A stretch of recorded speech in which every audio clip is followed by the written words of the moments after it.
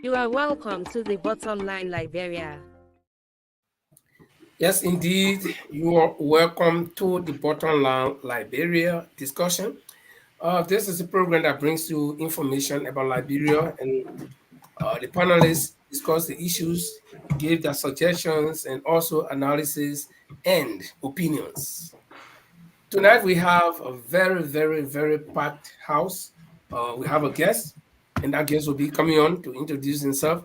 But the panelists here tonight are Mr. Paul the Lord Chiriple, also Mr. Jima Kamara, and Mr. Francis Mensah. And we're all scattered around Europe. Francis is there in Sweden, Jima and Paul they are in England, and I am in Norway. And we're going to have a guest, and this guest is a very, very important person.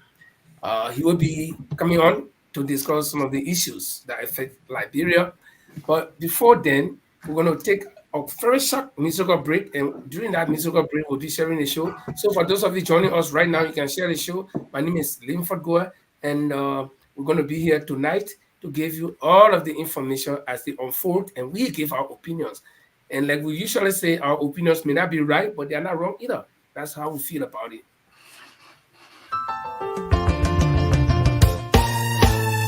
My people, where you at? Where you at? Wake up from your slumber, stop sleeping. Whip your hands, whip your hands, whip your hands, whip your. Come on, come on, come on. I know you're sleeping now. Y'all gotta wake up some more, yeah? Okay, let's go. The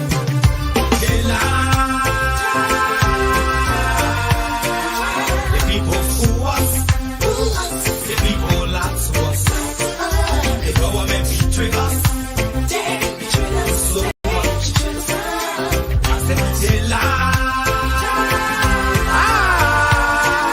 The people fool us, the people lie to us, the government betray us.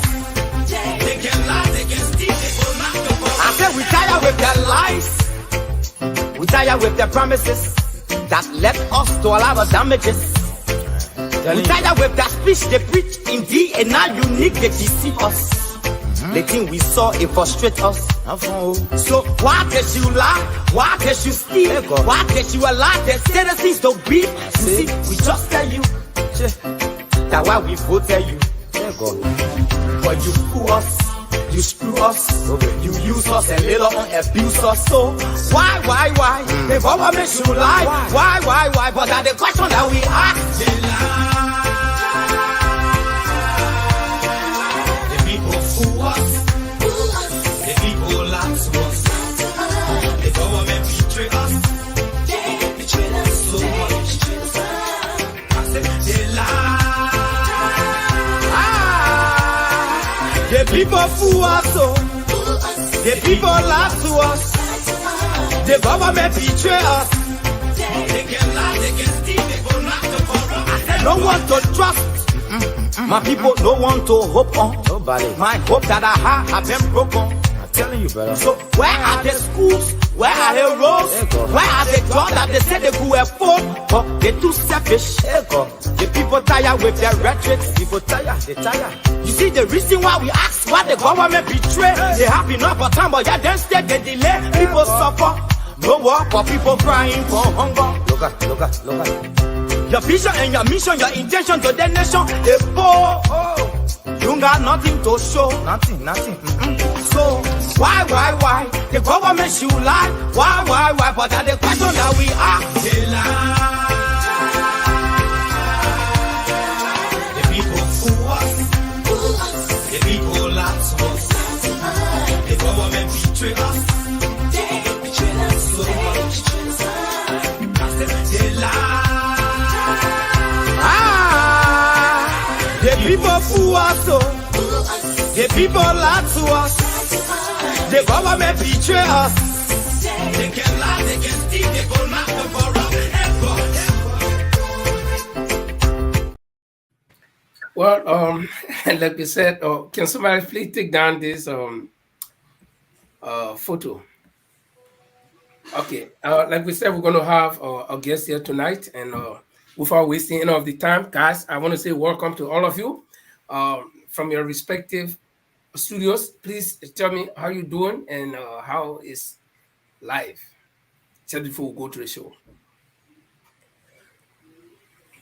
Let's start with Paul because Paul is on High Street, London. Right. Good evening, gentlemen. This is the Lord Paul Chilope from the UK, precisely in London, the friend of King Charles. Good evening and good evening to our audience. And I'm looking forward to the show tonight. We have a guest. And guys, I'm fired up and I'm happy that today is another day, sad day, good day, bad day, and happy days in Liberia. Welcome to the bottom line. Okay, Chima, Mister. Well, thank you very much. Thank you tonight. Thank today is a match five. Borderline once again, we say thank you very much for tonight. And now we are here to. I mean, it's a full house, quite interesting stories, and now we've got a guest. I can't just wait to start, gentlemen. Francis. Yes, same here, guys. I'm so excited. I'm elated tonight to come to have some fruitful discussion bordering on our country's democracy and the development. I mean, in terms of business, how we Liberians ourselves can take initiative, opening businesses in our country and then talk about politics in that same token. So, yeah, guys, let's roll. Okay. Thanks, guys. And without any waste of time, let's welcome our viewers also. If you're viewing us from Liberia via Jala TV, you can help to share the show by inviting your friends and like our page so that whenever we come on, you'll be notified. Uh, right now, we're going to welcome our guest so that he can be a part of everything we're doing and fully participate in the discussions. Uh, Sir, we want to say welcome to you, and this is the bottom line Liberia discussion where we discuss the issues without fear or favor. The only thing we do here is we do respect each other, and we don't go into personalities, but we discuss the issue. If it concerns me, you discuss it as it concerns me. So we want to say welcome to you and tell the viewing public who you are, what you do, and so forth. Thank you. Do you hear me well, though? Very well. Good, good, good, good. And you seem to be an IT guy because I was fighting here with the camera. I didn't know how inadvertently hit that button. And when you say hit the button, and I look here and I saw it, I said, okay, boom. Oh my goodness. So you got some IT skills. And I tell you Yeah, guys, we try. I'm elated to be here, to do this. I like to discuss pertinent matters, in a good environment where we respect one another. And I like your platform. I try to listen to some of your airings, and I think I like what you guys discuss here. So it is a pleasure to be here. My name is Alex Gontee. Gontee is a name from the eastern side of Liberia. Uh, Nimba County, to be specific. Gontee means black man. Black man. And yes, truly enough, I'm a black man. You can see dark as night. But it's a pleasure being here. And Francis and I have been friends for a long time. We play basketball together. I don't know whether you guys know that he used to play basketball, but he used to be on the team with me, and we go way back. And it's a pleasure, to have these topics tonight on business, politics, and what have you. Okay, Mr. Gontee, will you care to just tell us what you do so that that will lay the premise for our discussion? What you do, what you're into, and what you've been doing, what you're doing now, and what you intend to do, so that we can start the conversation from there. Yeah, see, we're getting right into it. Yes, I am a businessman and an entrepreneur, both here in the States and I'm presently in America. I'm in Georgia right now. I see you guys were pondering where I was. I'm in Georgia right now, and we go to Liberia as soon as I can get myself a ticket. And I'm also doing business over there as well. I've cast wide, and I I want to do a lot of things over there. Personally, in the States, we have a couple of businesses that we do, and we are also a philanthropic organization. We have a food bank that we distribute food here where I am under our foundation. Okay, that is a foundational wing of our company. So internationally, we are in Liberia. We started up a water plant where we sell bottled water, and it's a new adventure. In the future, we hope to do much more. I think on our article of incorporation, we also have there where we're going to be doing seafood packaging, and storing and selling under that same banner. We want to do this variety of things. That I think is are things that Liberia needs right now. Some people are still on the fence about the growth of Liberia, the security, and business environment. But I tell you, that's our little piece of real estate that has been bequeathed to us by God, I would say, and it is upon us to uh, to have it sculpted, have it developed, and do whatever it is within our rights, so that other people can see that we are people who mean business. So those are the things we want to be talking about, right? How everybody get involved in what we are doing. Great. So we want to say formally to you, welcome. Francis, you've been knowing Mr. Gontee for a long time. So since you know him better, start off with him and the rest of us can follow you. Oh well, welcome, Alex. Good to see you here again. Uh, Alex and myself come way, way back. He was a super athlete, basketball, football, soccer. I mean, he name it. He was a star on a team. And so yeah. So we played together. Yeah, but Alex, welcome. Let's roll into this. I just want to have a little background of your political movement, how did it all started, and then just to set the basis for the conversation tonight as well. No, thank you. I wish you guys would have invited me, during the campaign, and we had fire in us. The way we started, the stand-up bear and I, we were old friends. We go way back. And We who was live your in standard bearer, by the way? Sorry for interrupting you. Eddie Appleton. Eddie Appleton was the stand-up bear, Okay. and we live in the Ghana's area. We play basketball as well. And over the last 5 years, he and I were on the phone and we talked about the issues in Liberia. We were being very critical, and we talked about things that could be done better. But it was just him and I on the phone. So I think fast forward, it came to a point where I asked the question. So we've been talking about things that are inimical to our growth in Liberia. We've been talking about setbacks. We've been talking about failures. We've talked about all these things. But then what? What do we do? As a people, as concerned citizens or patriots, what do we do? So that question that was asked started up the movement, and we said we have to go away. Now, it didn't start up as a political party.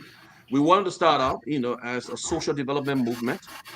From our basement, we gathered some people to, kind of uh, just gauge their minds and find out where they were. If we were to present stuff like this, what would have happened? So we had a little sample of people, and to our dismay, overwhelmingly they were not impressed with the idea of starting a political movement. They were impressed about us going in as a social development movement. So on top of that, we're also looking at the economic side of it. How can we be of an impact to the economy in Liberia? We spoke about that. And then, we nitpick about, how can we approach them? Because in order to be a force in a country like Liberia, you have to go there, from a political standpoint. That's why Eddie and myself, we kind of had in our minds, because we've talked about these political issues for a long period of time. So we were gearing towards politics, and we think if you can contribute politically To the dialogue, you might have some sort of a saying. People might see you as, a serious person who want to bring about change in the country. But the rest of the panel didn't really quite see us in that manner. So it was just left with him and I, and we kept pushing one another. And we finally decided, because elections were closing in, and we had this short window. So we started up the registration process. We went through that as quick as possible. We did that, and then after we got registered, we had our I'm not certification, but we had the party registered and everything. And then we were like, okay, so then what do we do? We have a party. What do we do? Do we stand back and maybe wait? Because most of the people we talk to, we're talking about, well, you guys are not ready yet. Nobody know you in Liberia. If you go in there, it would just be a waste of time, a waste of money. So look at the future, organize yourself and go in, more organized. So we were like, okay, we can take that advice. But I'm telling you, inside my head, and I'm a spiritual person. Let me just put it that way. I think I was being pricked by, just my ancestors. That's why I told Appleton, we have to start now. Look, we are getting to the age where we're talking about retiring. And we have the energy, we have the know-how, we have the sense of reality. If we can't do it right now, if we don't see this as an urgency, then when? Are we waiting for people to come and say, well, you can go in? We don't need anybody to tell us what to do. We can go in and test the waters. It was on that basis that we decided, well, we are a registered party. So how do we go in? We started to do a little bit of organization on the grounds.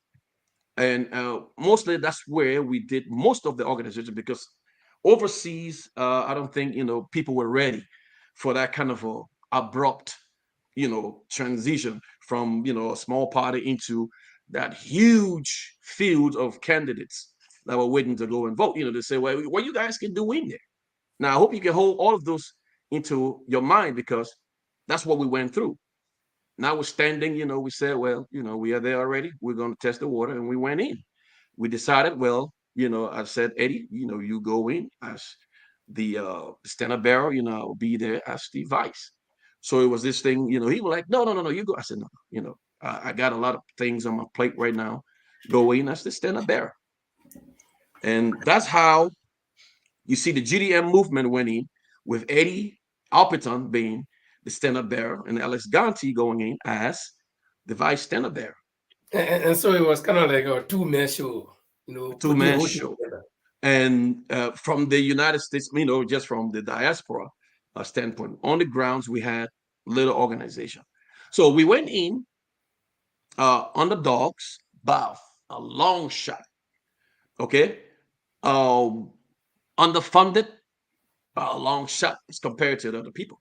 And we had a short window where we had to go in and do campaigning and measure up with the guys who have started up with all of their campaigning way ahead of us. Okay. And I'm going to give you all of this information because it is unvarnished. I'm not going to embellish anything. It's how it happened. So I'm going to give you the truth, because it is what it was. That's what we faced going in as a political party. And without funding, all of the little bit of money we can collect, we try to throw it in there. So, but much to our dismay, not dismay, but to our surprise, how everything turned out. We came in at the third position. Unheard of. I think it's historical, never been done before, from a party that is unknown to the Liberian political sphere. And I tell you this, party. Mysterious. Yeah, they call us mysterious. But we went there and did a little bit of campaigning. But I'll tell you what, I think more than likely it was a divine intervention that gave us that push. And I think there's no way I can quantify or qualify what happened, because with the little bit of campaigning we did, couldn't have amassed the kind of votes that we did amass. And the little no, because we didn't have money to in fact go on radios or televisions or what have you. So we came in as the underdog, underfunded. But notwithstanding, when you have spiritual existence inside of you, you better test it. Looking at the physical as well, test your spiritual and see what happens. And I think that's what all of this came to. Just because I can't fathom, how we were able to garner votes to places that we didn't step foot. Was it that we send message to them, or was it that we send leaflets, or they didn't know something? I did an interview in Grand Bassa, so I can lend credit to that. We did our launching in Bone County, Swakoko. That's where I'm from, and my calculus was, look, let's go into the hinterland, let's go into the villages, and see whether we can make an impact, because everything is saturated here in Monrovia, where is overplayed. The banners, we couldn't compete with banners.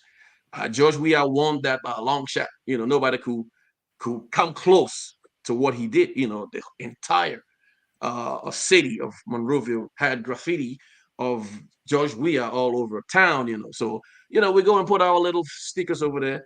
It wouldn't have made any difference. It wouldn't have made any difference. So I said, look, let's go into the hinterland. As a matter of fact, let's do our launching in Swakoko.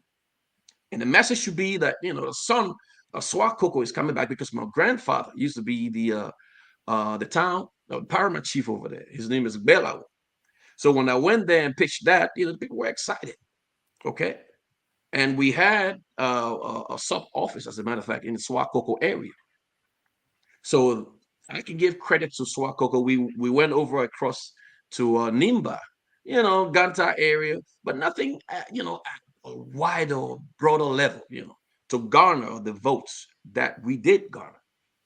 So I credit that to just a spiritual or divine intervention.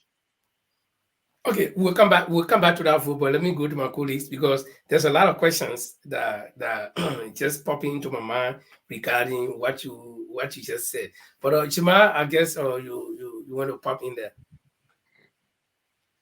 Thank you very much. The good thing here, we have the second man in command, called the GDM, right? That's the ministerial man. Yeah.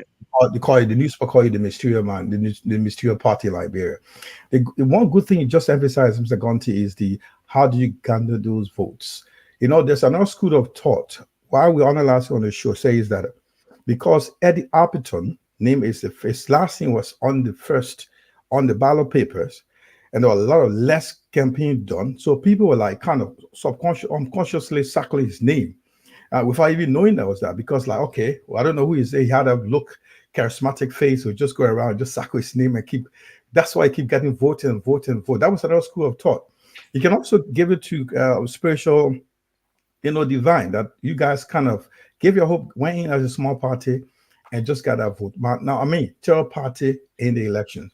Can't believe it. Credit to you guys. Whatever the thought is, we give you the credit. My question is now, you are a politician, you're a businessman. Now, what would you want to know with regard to the situation of education and youth in the country? Consider you were in charge as a winning party. What will have you done for the youth education in terms of helping the entrepreneurs as well, being a businessman? It's a good question, and those are the things that we'll ponder. But let me just piggyback on something you said about Eddie being on the top of the list. We also explore that that being first on there, you're going to have a lot of people coming in who are confused. I wish they would have done more, maybe 100,000 of those people, who would have come in confused, and just circle, our name. But anyway, if we would have won, that was the first thing that we talked about, with the war coming in and displacing our people. And there's a huge gap in the educational standard, where people skip from that fundamental educational, education that you get, and I can tell you as a recipient of, just strong, fundamental early education, a lot of people missed out on that. Okay. So we were thinking about coming in there and revitalizing the education system. As a matter of fact, from just, just prep school, That's where you start from. The minds of the kids are developing, because you go in there, you can count on one hand how many prep schools are there. Here in the States, that's what I'm involved in. We have a couple of prep schools that we've been, in business with for the past 20 years. And to my amazement, you see how the kids develop, they come in and they develop from, just knowing nothing, just from crying, as a matter of fact, to their speeches, involving with the mindset, critical thinking. Believe me, kids have critical thinking. They put those things together from prep school. If you give them the proper environment. So we were looking at creating an environment where it will help the school system in that country, starting from down there. You have people in college or universities in Liberia. I mean, not everybody, but to our amazement, have missed out on a lot. So if we had won much of the budget that was going to be set up for youth empowerment, youth development, and just sustaining our youth growth was something we were going to, really concentrate on, because the strength of the country is within its youth. If you start them out right, and you nurture them the right way, you will have a population when they come to the age where the mantle is turned over to them, they're already prepared. But the preparation is missing amongst most, I won't say all, most of our youth.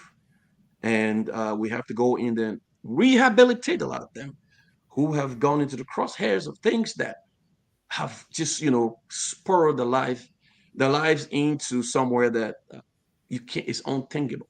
You walk on the streets of Monrovia, you see mines that would have been something that the country depend on. It's just in waste, human flotsam. It is. I mean, I walked around in the city a lot. Okay, and you call them Zogos, and I befriend some of them, because I'm trying to understand why are they in these situations. And become to find out it was because of the lack of a lot of things, a lack of, maybe support, a lack of finances, a lack of parental, all of these things, got the kids or the children of our country to where they are. So it's a place to really take advantage of and be very, very, concentrated on, so that we can move Liberia to where it's supposed to be. Conversely, because if you look at the competition amongst other countries, even our neighbors, right close by, where are we? Where are we? I mean, we are way down at the bottom. We are crawling up to catch up with places like Ghana or Nigeria when it comes to education. Even Sierra Leone is doing better than us. Where are we? A country that have been in existence for 176 years old. There's much to be done. So that's where you got a guy like me, never done politics before. If you go on Facebook or you go on social media, you will never see me being critical of anybody. You will never see me pontificating on anything. But I think inside of us, as you get older and you get matured, you have a sense of responsibility that we all should partake of the growth of our country. We can't sit back and say, oh, there's special people, this group of people, this is not my thing. It's in us all, so we have to partake of it. And that's why I come in. Though I've done business, for a long part of my life, I've never worked for anybody for the last 25 years. I've always been to the business. And I think I can carry that to, be an inspiration to others, so that we can stand and, develop our country together. Because, just one soul cannot do it. I cannot be the only person to go in there. Everybody has the responsibility. If Liberia has to move forward, we will all have to do it together.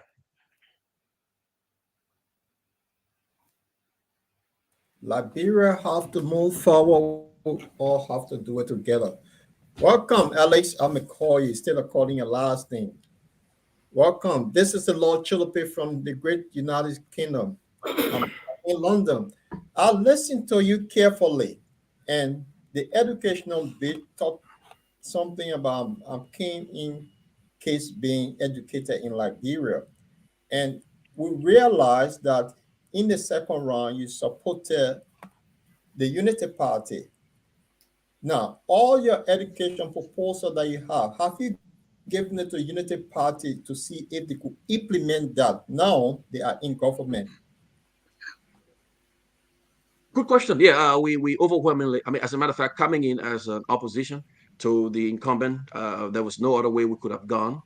You know, either we remain, you know, stay, just abstain from endorsing anybody. But the good school of thought said that you have to pick a side.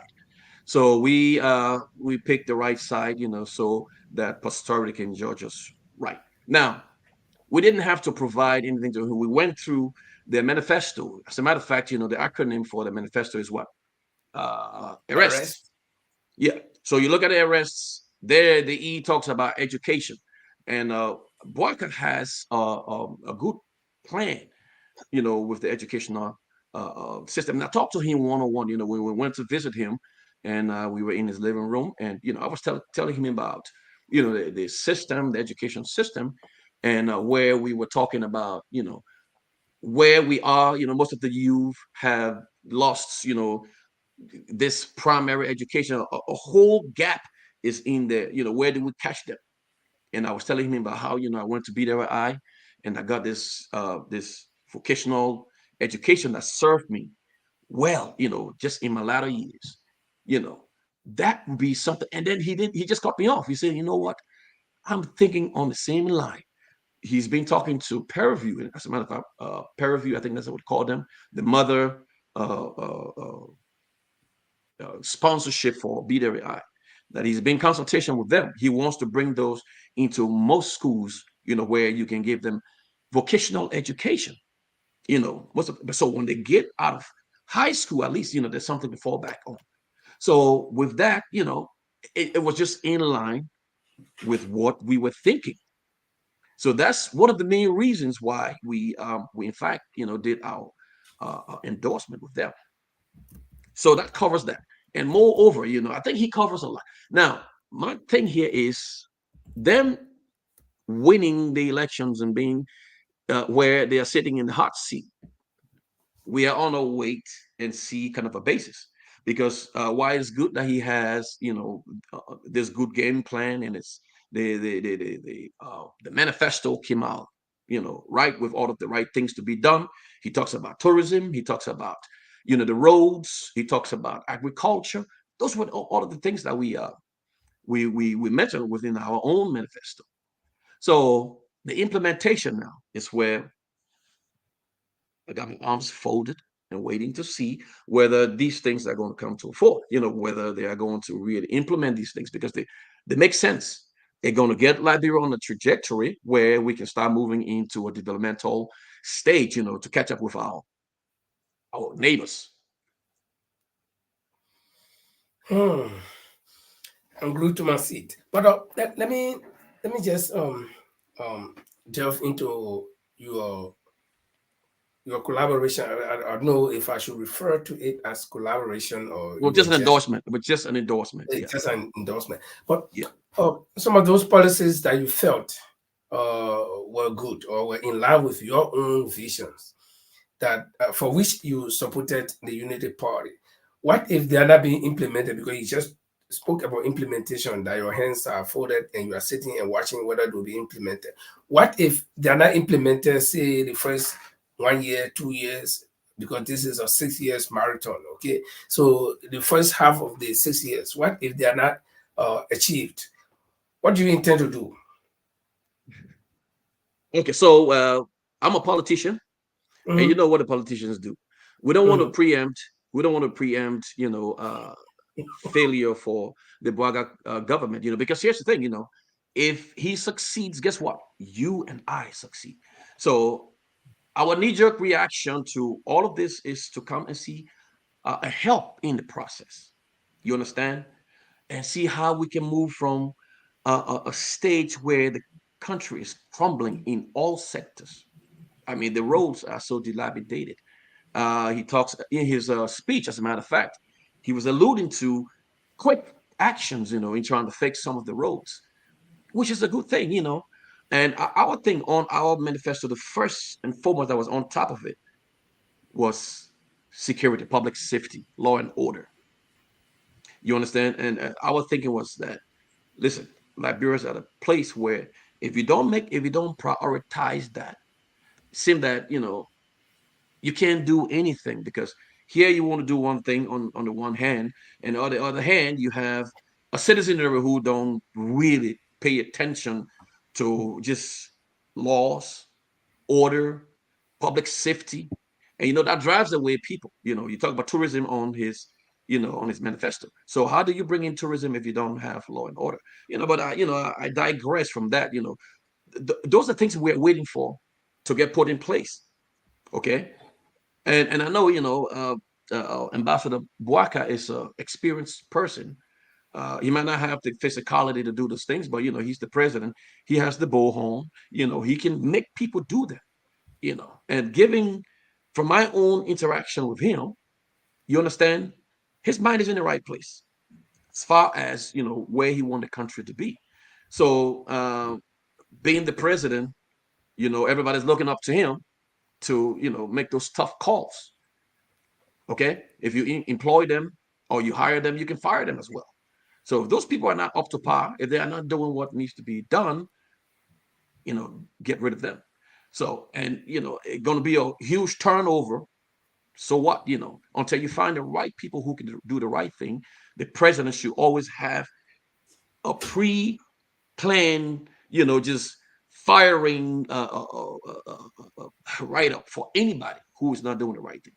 Get out of here, bring somebody in who can do it. And I think, that's my stance on it. It might sound a little harsh, but I tell you, not being harsh is why Liberia is at the bottom of, just the political rungs in Africa, at the bottom of the economic rungs in Africa, and everything else, we just at the bottom because we don't want to take these strong and tough measures. We have to do that.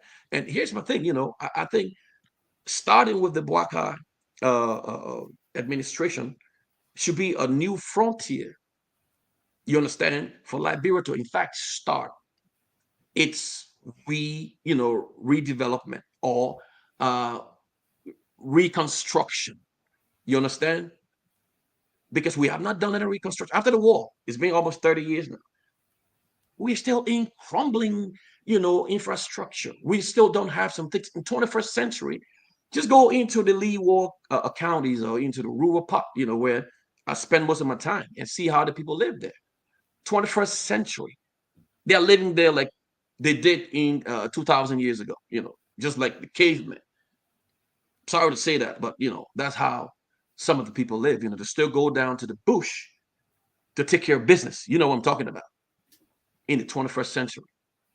I bet you a lot of them have not seen what a flush toilet looks like. Okay? And they don't have the presence of mind to build a pit latrine. I mean, I'm going off the subject. But these are the things that go into my mind when I travel to these various places and see how my people live. It's appalling. You understand? And we have representatives and senators who should go to those places after the elections is done and you're voted in. The basic things that need to be done, you need to go there and work hand in hand with those people and start making some inroads. And I tell you what, the main thing that stifle development in Liberia, I can tell you this: road connectivity. It's just accessibility to various spots, And you talk about my business, my calculus was to go a little bit inside, you understand, and have an impact on people there and see whether the government is going to meet me halfway. Because most countries, when you start up something, the government has this policy where you have the private and public, collaboration, where they have their part to play. Accessibility, schools, roads, and post office and communication. These are the workings of the government. That's what they need to do. Okay.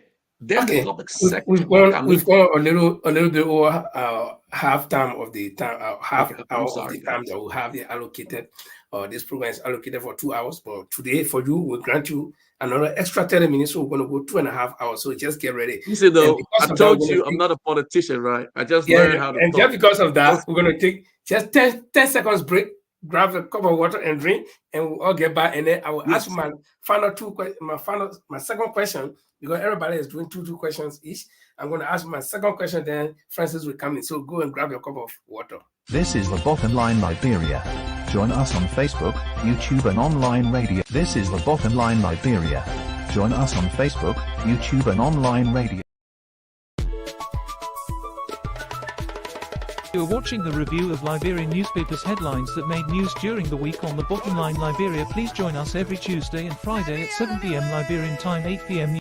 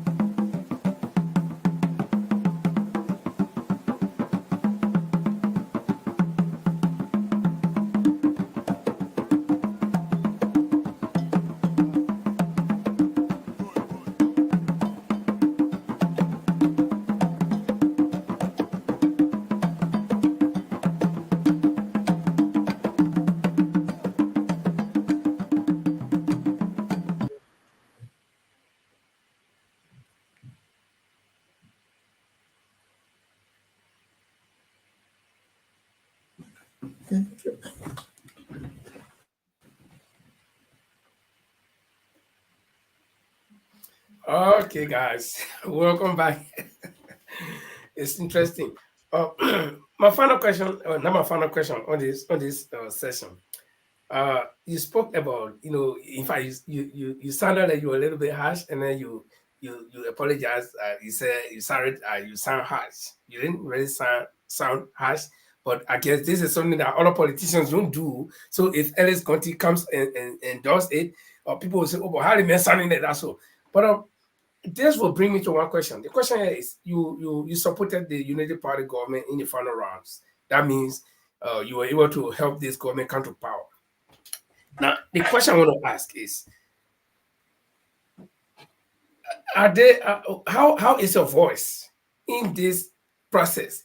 Do you think your voice will matter? That if you see this government is doing something that you don't think is correct, that you can lend in your voice the same way you lend in your energy, your resources, your human resources to make a government come to power. Do you think your voice will matter? Question: what about voice will matter to the Unity Party, or what about Yes, voice will matter the Unity to Party in the shifting the Liberian policy. people? So we came in as a political party because we wanted to govern our people, the Liberian people. That's where it's most important. So if the Unity Party is doing something and we try to interject and say, well, we have a different approach, or we will have a different approach on this, or we see this in a different light, or a different perspective.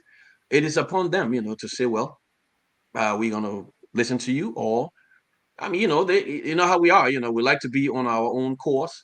We don't like people telling us what to do, and sometimes, we take offense to them. So, but as a politician, I have a political party that came in vying, for the presidency. You understand? And it was just a political maneuver to have given them our endorsement. You understand? So that the party then, that was incumbent shouldn't go back because we thought they failed the Liberian people. It was based upon that we came in. So, I'm looking at posterity judging us, right, that we did the right thing, giving the two parties. So, like I said, I don't want to preempt, what they're going to do and say, well, if they don't do something right, what would be my action? Politicians, we don't preempt these things, or we don't tell you what our actions are going to be. So I don't see what they have done to kind of lend, this uh, uh, uh, uh, uh, disagreement to. They're still trying to formulate their party, and they are having all of this. It's a tough thing to do, and I do understand, it's an arduous task, putting people together, putting people in the right place, to do the right thing. Everybody has, their own minds and on, how they're going to carry on with the duties that have, been given to them. So the president bears the brunt because he sits up there, as the guy who is going to take all of the attacks. But now he has to go through the task to put the right people in. All right. So I don't know what I would do, but if it is to the if it is inimical to the Liberian people and it's not serving them right, I'm going to speak up on behalf of the Liberian people because I came in wanting to serve the Liberian people, not a particular political party, not a particular person, And I know for a long time we've built, strong men in Liberia. We have not built strong institutions. So, and I think that's where we should be leaning towards building institutions, and people govern institutions. So you want to find the right people to go in those places. So I'm still on the wait and see what they're going to do. Whether they're going to, deliver what they promised the Liberian people. And I alluded to, the manifesto that they put out. The acronym. Arrests. It's a good place to start. If to start breaking that down, one by one, we would be to a better place than we were, a few months ago. Okay, Paul. Well, oh, thank you. I listen. You talk about the business aspect where that you want the government to meet you halfway, and which is a good thing. I know other parties talk about that in their party manifesto that they want to make the government smaller and empower a lot of Liberian businesses. So if the government meets you somewhere, I think it'll be a good thing because that's what we call job creation. Your business will have a lot of people employed. So it'll be a good thing. But there also, you mentioned about they being in a seat now, putting team together. As a politician, you're a businessman and now you're a politician. I know when people run in Liberia, they become honorable. So I'll call you honorable Gontee. Instead of being called Mr., you become an honorable. So honorable Gontee, we know since the United Party came to power, there have been, we're going into politics now because you are a politician. There have been a lot of tenure positions that I don't know if you have been appointed to any of those position or any job because we know your standard bearer have been given a job as the chairman of the board of NUCA. So have you been given jobs? You talking about me personally? No, I've not Yes. been given a job, and I I tend to want to stay in the private sector now for the time being, and let the United Party run their show. Um, because it's their show. Let them run it. Me being in there, um, really wouldn't make a big difference. I can attribute a lot. You understand? That's the reason why we came in. Because we know there's a lot of things that we can do to help the country move forward. You know, and that pendulum that is swinging, we could be a part of it that will swing in the direction where it helps the people. Now, so I'm here in a duality, where business creating job and the government over there, in the past was the biggest, job creator, was the biggest employer in the country. I don't like that, because every country that I go to, they try to empower the private sector, job creation. You understand? And I tell you, even in the United States here, you find small businesses accounts for what 80 something percent of the gross, the GDP. 80% goes to businesses. Okay, I'm not even talking about the top 1%. Just small business people doing things within their own private, sector. Now that's where I come in, because I see what I'm doing here too. By Liberian standard, I'm a successful businessman. That's why I'm able to, in fact, go back to Liberia and start a business. Amidst all of the hurdles that you go through, the financial, just the ability to be able to move around, all of these things, the security, all of these things are lacking in Liberia. But like I said in my intro, it is upon us, as people of Liberia, we should be the heirs of that country. And the development is on our shoulders, and we should take responsibility ourselves and not depend on just other people, it's Mensa's responsibility to do this. What about you? You need to step in and do your little bit. And that's where I come in. But I'm not too bent on somebody employing me. Like I said, I've been self-employed for the last 25 years. So I'm used to this mindset of creating job, for people. I have a whole team of employees whose life depended on me, and I don't take that lightly. That they should get paid every week. They should make a living wage so that they can support their families. You understand? And the working environment is well to do, where they feel happy to come to work on a daily basis. So that's the responsibility of me. You give me a job, and you don't have all of the necessary bells and whistles, to make these things happen. Then what becomes of me? You set me up for failure. So that's why I try to walk circumspect, to what is going on, especially when it comes to this thing about I was not looking for it, because I can carry my own, financially. So I'm not looking for a job.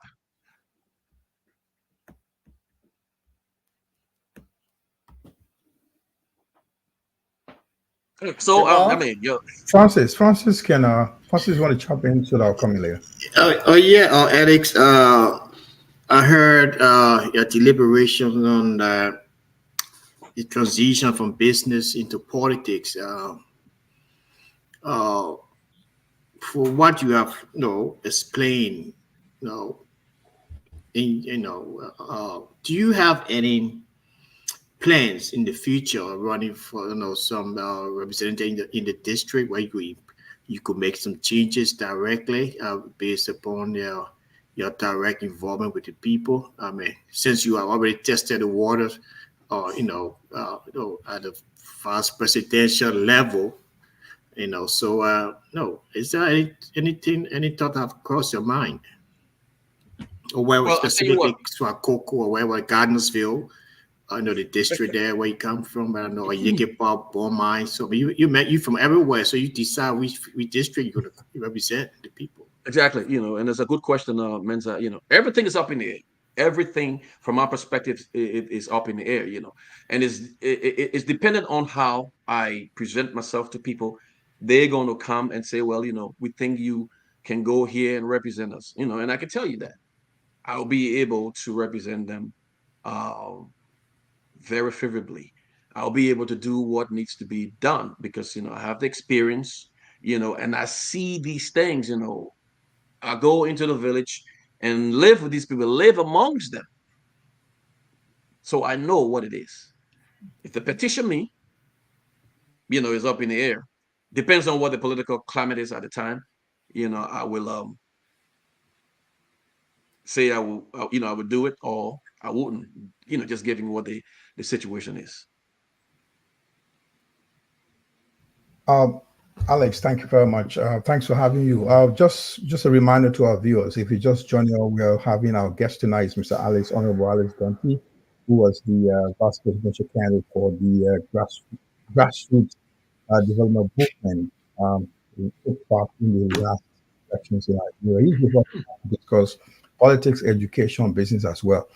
And if you have any questions, you can drop your questions in our question box, so we will ask. If you have a time to drop your question in our chat room, we can put to our guest. If he has the opportunity to answer, he will do his best. Mr. Gontee, I just want to ask you a question. I know you've been a business person. I think The Honorable President acknowledged the diasporas in his inaugural speech, the importance of diaspora. And you being the diaspora, you understand that Eddie is Mr. Honorable Edward Appleton was also one of these persons, I mean, that came from diaspora that went to Liberia to take part and also make an impact. And I'm just going to ask you, is there a chance you want to transform your movement into a movement that will kind of create an environment? Because every time we talk about Liberia, but we have Liberians outside.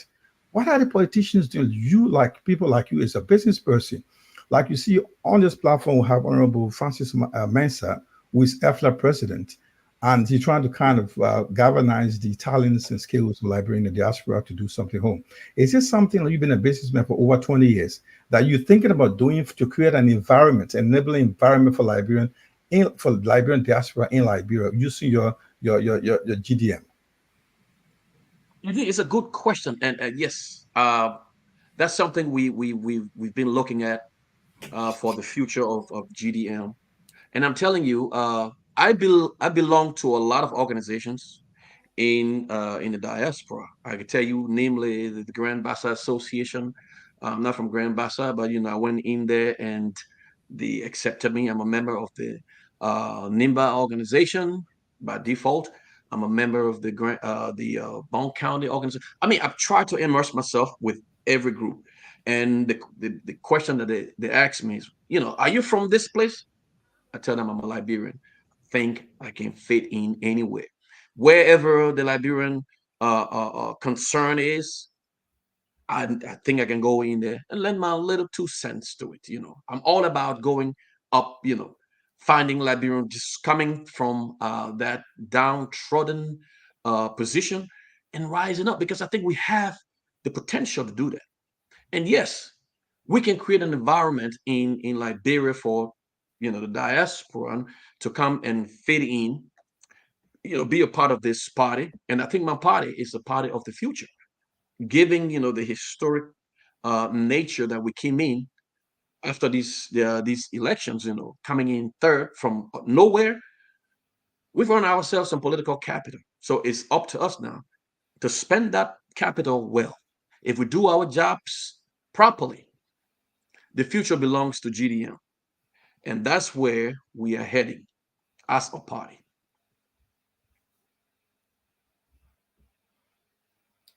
Okay, I guess everybody's silent but okay, I think we have dealt much with Honorable Gontee on his visions and activities. So, but we need to go into general politics about Liberia, right? And I guess this is where Mr. Gontee will best fit, because this is a man who was first presidential candidate. If they are one today, the whole country, all of us will be on our shoulder and they'll be carrying us. And when you got a lot of children and some of them walking, some of them on your back, you hear a lot of them crying, some of them laughing while the others are crying. You gotta take care of all of them. But here again, they supported the Unity Party, and of course the Unity Party won. So they're all in a driver's seat right now. But there's a lot of things that have been happening. One of the things that we've been hearing of Paul or Jima, or if you have any of the videos, anything about the War and Economic Crimes Code, you can pull it up, whether it's a picture or whatever, you can pull it up so that we can all discuss it. Because if Honorable Gontee have become first president of Liberia today, we'll be talking about them implementing this. And this is what Liberians have been, one of the things that Liberians badly need. So we want to get his view on it. But thanks. Before that, I'll just get a background for the Honorable to know what we're talking about. We're going to run the video that was in the House of Legislature where they voted for the vote to pass the resolution of having it adopted. So that was just a noisy video, just to have a view of it. It was out of 73 representatives, 42 voted for, and I think one abstained. And yes, 42 voted for. That was the majority. So we just want to run a video for you to just at some point we will get your comment. So this is it.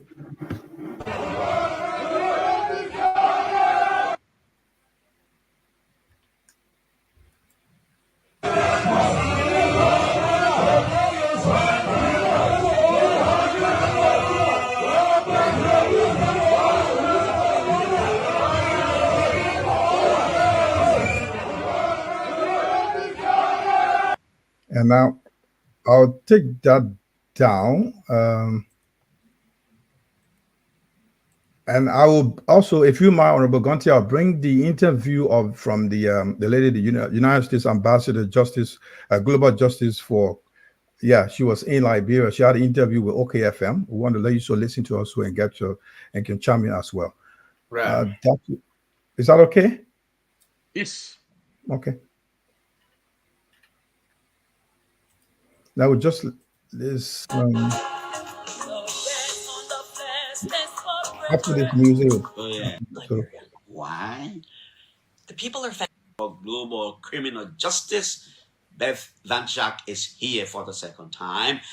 And of course, the last time I checked, I saw on Facebook she was in Sierra Leone. I think I saw something like that. Madam Ambassador, it's good to always have you in Liberia, but particularly at OKFM. Thank you for coming. It's good to have you again. Good morning. It's really thrilling to be back here. Thanks. How's everything? Everything's great. I'm so happy to be back in Liberia again. It's been super fun. Do you like Liberia? Are you kidding? I love Liberia. Why? The people are fantastic. We've had great food, and I adore the beach. And I've got an amazing view of the beach from our hotel at Mama the Point. beach. Yeah. Amazing food. Yeah. Which one of our different food do you like? We tried all sorts of different things. We went to a Lebanese place. It's such an international city, so it's been exciting to be able to try different places. Okay. What did you go to do to Sierra Leone, by the way? Sierra Leone was hosting a legacy conference for the special tribunal that they hosted. It's a hybrid court called the Special Court for Sierra Leone that dealt with war crime atrocities in their own system. And this was now 20 years later, and it was amazing to see the positive impact that that court had on institution building, on new laws, including around sexual violence and gender-based violence, a new human rights commission that was empowered by that statute, everything that many, many contributions that the special court made to the rule of law in Sierra Leone. It was really a celebration of that. You know, and saw your photos in Sierra Leone, the legacy conference of the tribunal there. Now from Sierra Leone, you're supposed to come and you are in Liberia. I was doing an analysis I was trying to find a checkpoint. I was saying to myself, wow, she's in Sierra Leone, gone there for a legacy conference. She's responsible for global criminal justice. She's coming to Liberia in the midst of multi-dimensional discussions about war crimes, quoting Liberia and going to Sierra Leone. Did you go to learn to see something particular because you're bracing yourself for similar situation in Liberia? Am I correct? Well, it's a little more complicated than that. So I was originally going to go to Sierra Leone for the Legacy Conference and then to the Gambia because they're building a hybrid court as well with ECOWAS. And I was going to meet with legislators, and there's a technical committee that's been established, and civil society actors, justice I want to follow this video. They can start to build the court and design what it looks like, thinking about ways to bring international assistance. That's partly why I was in Sierra Leone, potentially being some sort of a donor fund that would help to support financial. What do we stand to lose? Well, I think anytime an elected leader makes a pledge to his people, to people who he is constitutionally mandated to represent, you want to make sure that you carry out that pledge. We know from looking at polling data that the Liberian people overwhelmingly want to see justice and accountability for war crimes that were committed during your serial civil wars. People are still in pain, not only because of the harm experienced, but because of the prevailing impunity. And everyone I've spoke to who lost loved ones still feel that so powerfully in their heart. You can see the emotion take over, and not having the ability to bear witness, to see justice being done. Rudely interrupted by that power outage. You can still feel the pain in people's voices because of the harm that they experience, the loss of loved ones, and the prevailing impunity. And so I think when you look at this polling data, something like 70-something plus % of individuals want to see the War and Economic Crimes Court. And what's remarkable is, obviously, Liberia is a very young society. Many people were born after the war crimes, after the. Okay, Chibai, you can take it down, and then you can also put out a picture with Vice President Kun. So, I mean, we just try to show evidences of what's happening. Yeah. Okay. So then, I think Chibai can take it down also. So here we are, Honorable Alex Gontee. Uh, Liberia fought war for 14 years. Some of us were very young. I went through the war. I saw every bit of it. And then after that, there was a commission set up to check everything. What happened? Who did what? Who what happened to? And all this thing went on. And this commission, the Truth and Reconciliation Commission, gave their report, their recommendations. And in that recommendation, people were supposed to be responsible for what they did. And then the Liberian people have been, and right next door in Sierra Leone, similar thing happened. We had war almost about the same time. And they have started theirs long time by bringing the war crimes code, and people are serving sentences for that. But Liberia still drags its feet on its own process. And basically, in my own word, I would say it's because of the lack of political will on the leaders that we've been having, probably because of their connection to the war, or because of sympathy, or because of some political, reasons. We don't know. And finally, a president comes to power, and this president have made commitment to the international community that the war and economic crimes code will come to Liberia. And following that commitment, we've seen the ambassador at large for global criminal justice, Ambassador Beth Van Schaak, visiting Liberia. This is now her first time, but this is her first time after this election. And she's come to follow up on a promise made by our president to Mr. Allen White. And then the legislature concomitantly has voted with a majority that they want to see the war crimes code come to Liberia. Okay? So, as somebody who ran rather to become vice president of this country, you did not, but you supported the government that is in place now in the second round. How do you see it? Do you think it's very feasible? Is it the right move that this government is making to bring the war and economic crimes code finally to Liberia? Thank you for your question. And that question has been looming for a long period of time. As a matter of fact, we had a debate uh, during the campaigning about the vice presidential debate, and we also talk about the war and economic crimes court, and they were talking about whether they should have punitive justice or restorative justice, and I think it's necessary. It's a good move in that what is going to happen is that closure from what happened during the war. We were all affected by that. I went through the war myself, and to the point where I was almost killed.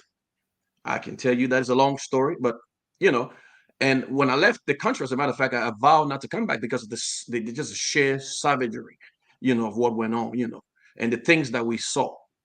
Okay, so in order to just clear our minds, in order to bring about closure, and those who did what they did and what was their thinking at the time, they harmed so many families.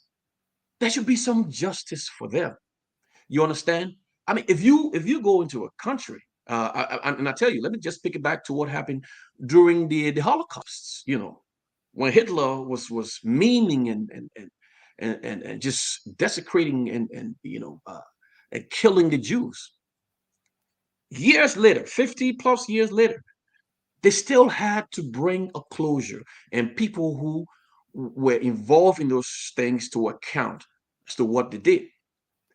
And I think that's a good place to start. We shouldn't even go that far back. What about Rwanda? You understand? They had this, the same court set up, the same system. We talk about the system in Liberia that was set up. They piggyback off, what happened in Rwanda. So it's a good move. It's not going to do much for the country per se. where we are economically, politically, socially, but it's just going to, lock out that's happened so that people in the future who will be thinking to bring such harm, to the land again should be warned. There are consequences, when you do these things. You can't come and just maim people, kill people and destroy lives, and just go, free. So yeah, she talk about impunity just being, these guys are walking around, like, nobody can touch me. I did this and I cannot be touched. So we have to set an example. And I heard, some during the debate, the presidential debate, one of the candidates was talking about how one of the guys who were involved and killed so many people, I'm not going to name names, killed so many people, should be pardoned because his life has changed over time. Now he's a good guy, and he should be pardoned. Nobody should bring him to. But this guy himself is saying, well, prosecute me, take me to the war crimes court. You understand? Because his soul, something inside of him is telling him the right thing to do. And I think it's the right direction the country is heading into. Like I say, there's going to be a dip into where we are now, where we're supposed to be. I don't think that should just take everything that we need to do to bring Liberia, on its feet running, to the 21st century. That should just be a portion, and we shouldn't get like bogged down on just war crimes court. It's just a minute part of what we are looking for. All of you who are futuristic, people who are looking at where Liberia should be in the next 10, 20 years, you understand that would be something that we would do and, quickly jump into the next thing for the country to move forward, economically, socially. Our social, structure in that country needs a big overhaul, Liberia. So, I mean, Anybody, guys? that's where Yeah, yeah, okay.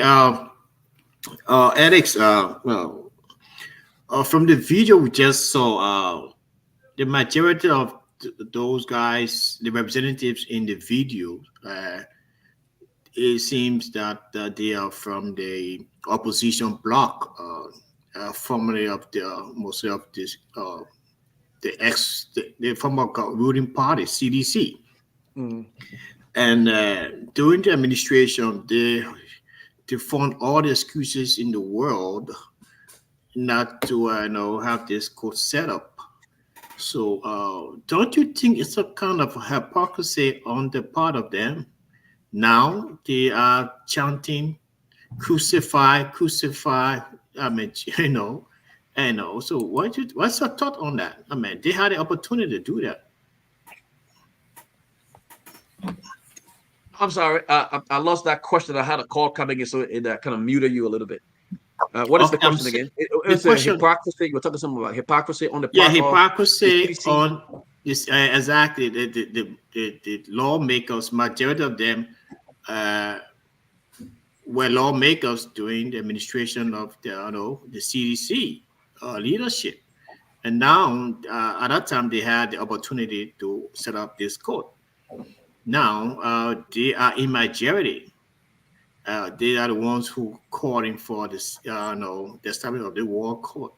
It's like crucify him, when they had the opportunity to do that. So my question is, don't you think it's a kind of hypocrisy on the part of those lawmakers and the CDC government? Well, I wouldn't fashion my words in that way to say it's hypocrisy. The wise man changes. What happened there, whatever, at what time that is done, will be in the interest of Liberia. So if they're looking at not doing it now, and when that guy was there, why didn't they organize it? Is beyond me. But I'm not going to dwell too heavily on that. Whether they are hypocritical or something has gotten into them. Forget about that. What's going to be the overwhelming thing here is that the country is going to benefit like I say, this is just a minute thing that we should be doing to move Liberia forward. Let's not get bogged down on it. They decided to do it now. Let's go through the process and put this in the rear view mirror. Liberia has lost a lot, and we got a lot to catch up with. We are living in maybe the 18th century in Liberia right now. Our mindset, infrastructure wise, and all of these things. We need to catch up with the 21st century. War crimes is a good thing, a good place to start, just to have people understand that you can't come back here and try that foolishness again, on the basis of what? Because if we look back and try to analyze the war, in some cases, they say the war was necessary. In some cases, let's analyze it. Why? Kill those people. Or why bring in a war that you couldn't control? Because I know most of the things that happened was because of lack of control of, the warring factions. So why? Now, it set us back, what, how many years? Maybe 100 years. We want to move forward. And I think I'm all for it. Let's get it done and let's move forward. That's my stance on it, because the people in Liberia now, they need their lives. I don't know when last, you guys were over there. The lives of the people is in shambles, man. They need food. They need something to live up to. Some people wake up in the morning, no job to go to.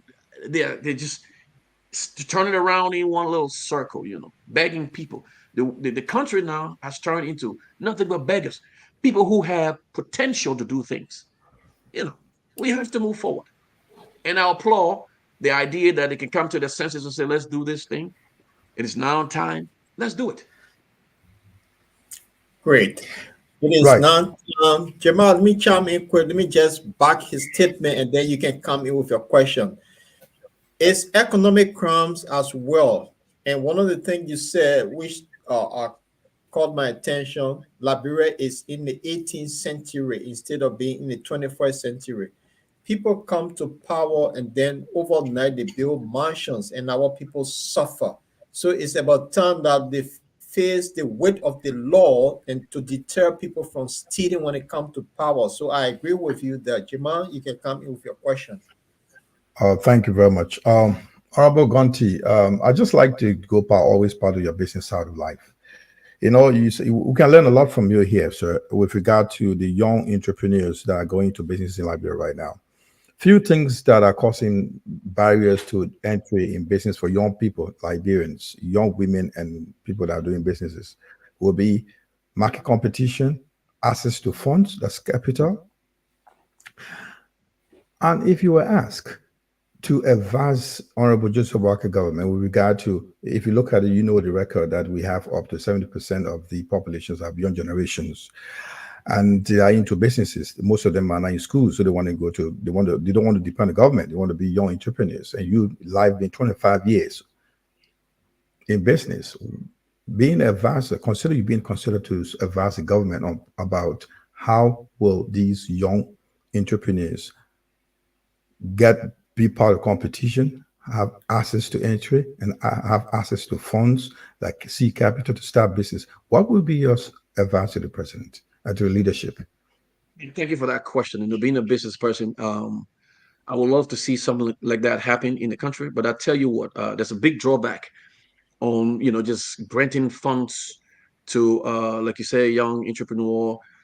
We need to train people. Number one, first and foremost, if you have a cadre of people who want to get into business, and the thing here is they have to understand, just business. What are the steps that you need to go through to get into business? What are the expectations you need to really get your mind fixed on? And all of these ABCs of business need to be taught, because if you just throw money out there in the open, you're not going to get any good results. First of all, we need training of our young entrepreneur. Let them know, this is the way to go. But you have to be cautious. You have to be consistent. You have to be accountable for what you do. You have to put your house in order. You understand? When they say, government is going to give you money, some people think it's free and just go about and squander it. So we need training to have them in the right state of mind in order to get them into business. Now, I tell you, from my own standpoint, getting into business, it was a whole learning process for me. It was not just jump in it and become successful. If anybody tells you that, they are lying. Okay, it's a huge huddle that you have to go through. If you guys have time, I can give you a quick story about how we started. And just from the onset, I mean, we were almost at the point where we were going to be shut down. Sheer idea of going to do your own research and find out what you're getting into, what are the expectations from the government, your locality. We talk about you know zoning and all of these things. You have to understand them, and I know we don't do that in Liberia, but I almost got shut down because I didn't do my due diligence. Bought a place, tried to do it as a business, and it was not Zoom for the kind of business I was doing. So just on the onset, you have to go through the fire marshal, as a matter of fact, to give you the go ahead to do that here in the States. So when I went to the fire marshal, I called him on the phone and he said, no, you can't do that. I'm like, what? I've just purchased this place, and now we say, young man, you cannot do that. It's not zoned for that. You needed to do your homework before you started. And so, you have to train people on all of these things, doing research, preparing your mind, getting your finances together, the various ways you can get your finances. I didn't have finances. How did I get to do the business that I was doing? It was tough on me, So we have to look at the system and work within the system. But just back to that story, I had to sit down and really go back and deeper into where did I go wrong. And I also find out whether the fire marshal was right in what he was saying by talking to me on the phone and rendering decisions, or was there something more to it? So that's perseverance for you. I had to go back in there and find out where there was a little chasm in, him rendering that decision. And he was like, oh, okay. So we revisited that, and consequently, I was given the opportunity to start the business. You understand? So it took a long period of time. Also, after we got established, to get people to come in, people to know who you are. So it's a long, long list of things that people need to be taught. We're not talking about the kids on the streets over there selling chewing gum. And all I see, you find more people trying to sell something in Liberia than you have buyers. How is that happening? We should structure it where, people coming in, going through this process. Okay? And they are giving permits to do that. You find little babies on the streets selling, chips when they're supposed to be in school. You're taking away their youth. You're taking away their growth, the development period. You're taking that away from them. So we have to study all of these things before we talk about, how we're going to lend our money. And if I'm on a team to structure that, I know exactly how we can structure that. Just because to we'll have to find just to follow up that, do you suggest that the government should ensure that educational curriculums in Liberia should adequately prepare youth for demands for modern workforce and instructional ventures, like that, put into the curriculum, make sure that they learn it from the basics, like you would take a preschool up to high school level to get these level of education, business skills developed for high school level up to when they get out there, they got the foundation. Is that what you're suggesting here? You're making a good point. And I tell you, we have to be creative. Where Liberia is right now, we have to be creative. All of these things can be inculcated into our educational structure, where you catch the kids when their minds are developing. Some schools are doing it, some countries, are doing that, where, they're teaching the kids a little thing about financing. I think my daughter did that when she was in high school. Okay. And they had this whole program where they have to teach them management of their own little money. Though they are not making money, they're still in grade school, But once they come out, that sticks in their mind. And my daughter, she keeps correcting me about, how to spend money. You understand?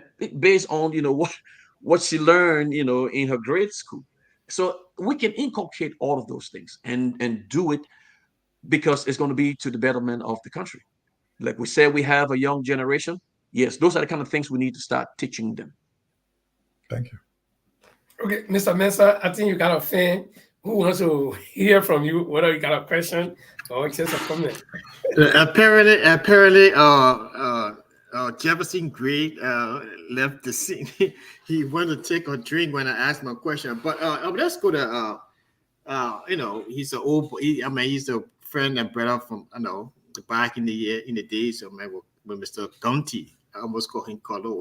So yeah. But listen, guys. Mr. Gontee. We talked about we have been talking all about this empowerment issues. Our youth and giving back to the community. I know where we come from. What are some of your plans in terms of empowering the youth through sports? Where you have a very agile, versatile, athletic. So what are your plans? Especially in Gardensville, where you When can we all started, right? your movement can create some projects. A basketball court or something. It's got to be a basketball court where we all can go and do the sponsor a team and make sure the guys on the team make good grades, because when I went to school, before you play on the team, you should make good grades. I went to Catholic school. Yeah, so you could throw the basketball and football in your head. You have to make good grades to be on the team. So yeah. So what are your plans in that direction? Yes. Thank you very much for that question. Being a beneficiary of just sporting in general. Let me give you a quick story before I answer your question.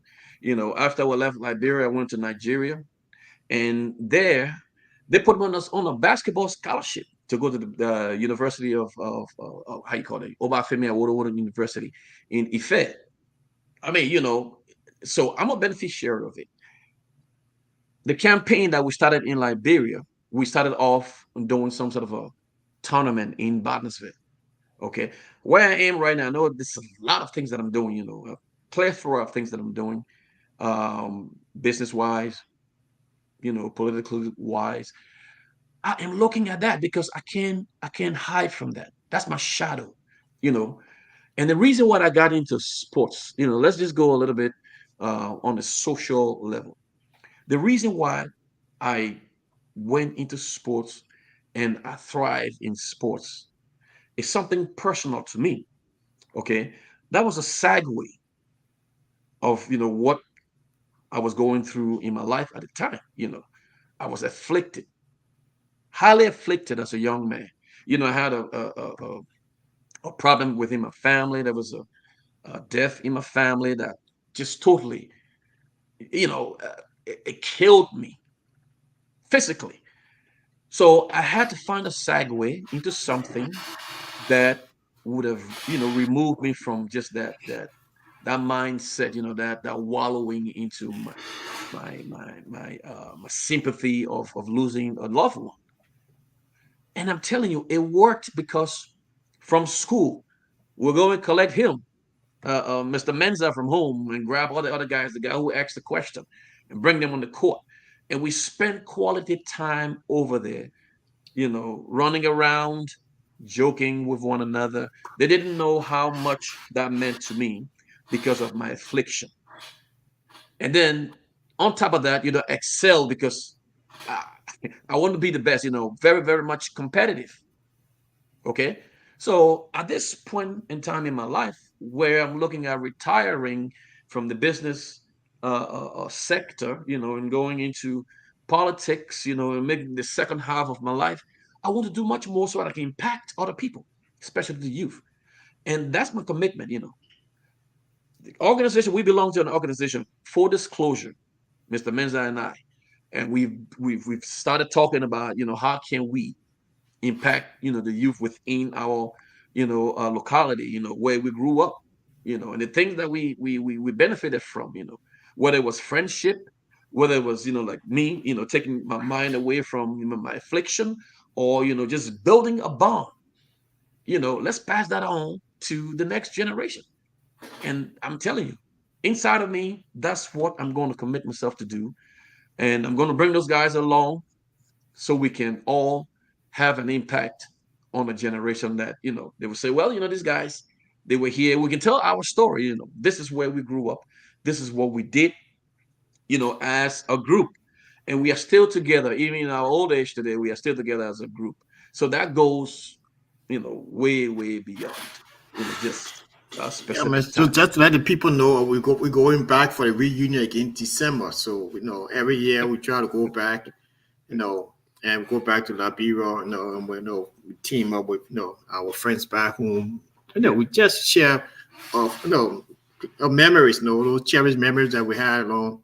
We used to eat curry and throwing blacks on the. I mean, that was the best. That was the best time of our lives. Yeah, we go to Those are school the best commission days, and play. That's the day we used to call it crowd ball live. Yes. We're doing something positive.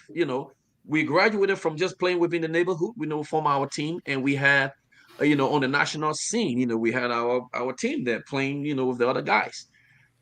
So it was a good thing. It's a good time. We need to pass that on to the next generation so they can find something that they will savor when they get old as well.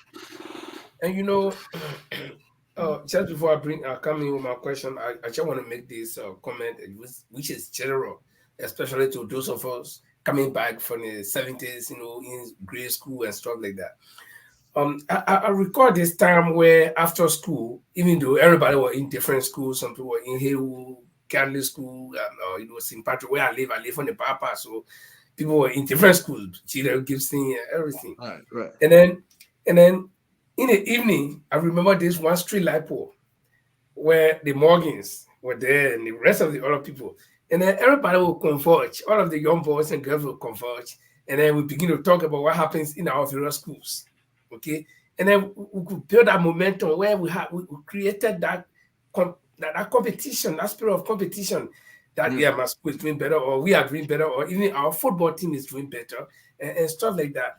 And I don't see that happening again in Liberia. And this is why most of the young people have resolved to go to do things like drugs. And this is where they can gather also, but it's a bad experience. I was watching a video just today where I saw these students from Grand Bassa County, one school, I think the SDA school, in handcuffs, in uniform, because he was arrested. He had boycotted class and went to do drugs, and the DEA arrested him. And this is not the first arrest. And I sat there and started to think. When I saw this video, then I started to reflect my own school days from junior high school to high school, where we felt that, school was it. Your parents will feel that school was it. You got to go to school. Even if you're sick, they'll say go. And then you can see that product from back then. I mean, these are all of us here are part of that product. And then compare it to the next 10 years, the children now, what will they be? So I think there's a lot to do. And Mr. Gontee, so this brings me to the question. You now talking or thinking another line. You've been in the business, you've seen what is there, you know what is there, you can pass it on to future generation. But then you are transforming to politics.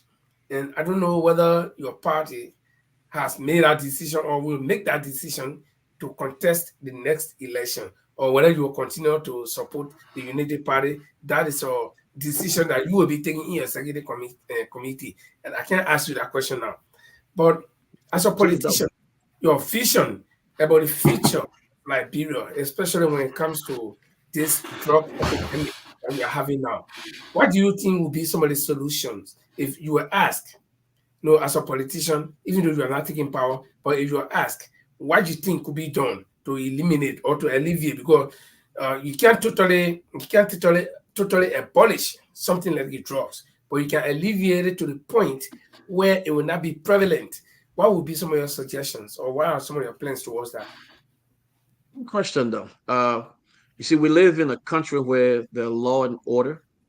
We know that, consequences for bad behaviors. In Liberia, you don't have that. In Liberia, the kids are doing drugs from, we don't know where it comes from, or maybe we do know. So we have to stop the entrance point of those drugs that are coming to these kids. Where? Who's bringing these dangerous drugs? And I see the effects of it. You understand? So we cannot tackle it from the end result, because of what we see happening to the kids. We have to go to the source. What is the source of this that is killing our youth, destroying their minds and just obliterating their future? What is it? And that's where to start from. And I think the Boaka government, if I'm not mistaken, has done the first thing, to find. They have appointed somebody who I know personally, in the DEA, and I hope his ability will cover those areas, where you talk about the importation of drugs, the rehabilitations of those who are affected by it, the retraining and sustainability, and all of these things need to be brought to a fore, so that it can help the drug issue, because it's a big problem in that country today, especially for the youth, who we're supposed to be passing on the mantle to. You will have brainless people after we have all gone, brainless people there to run the country. And the thing here about a country is that it has to be set up for generation to come, not just for us. And that's what's been happening.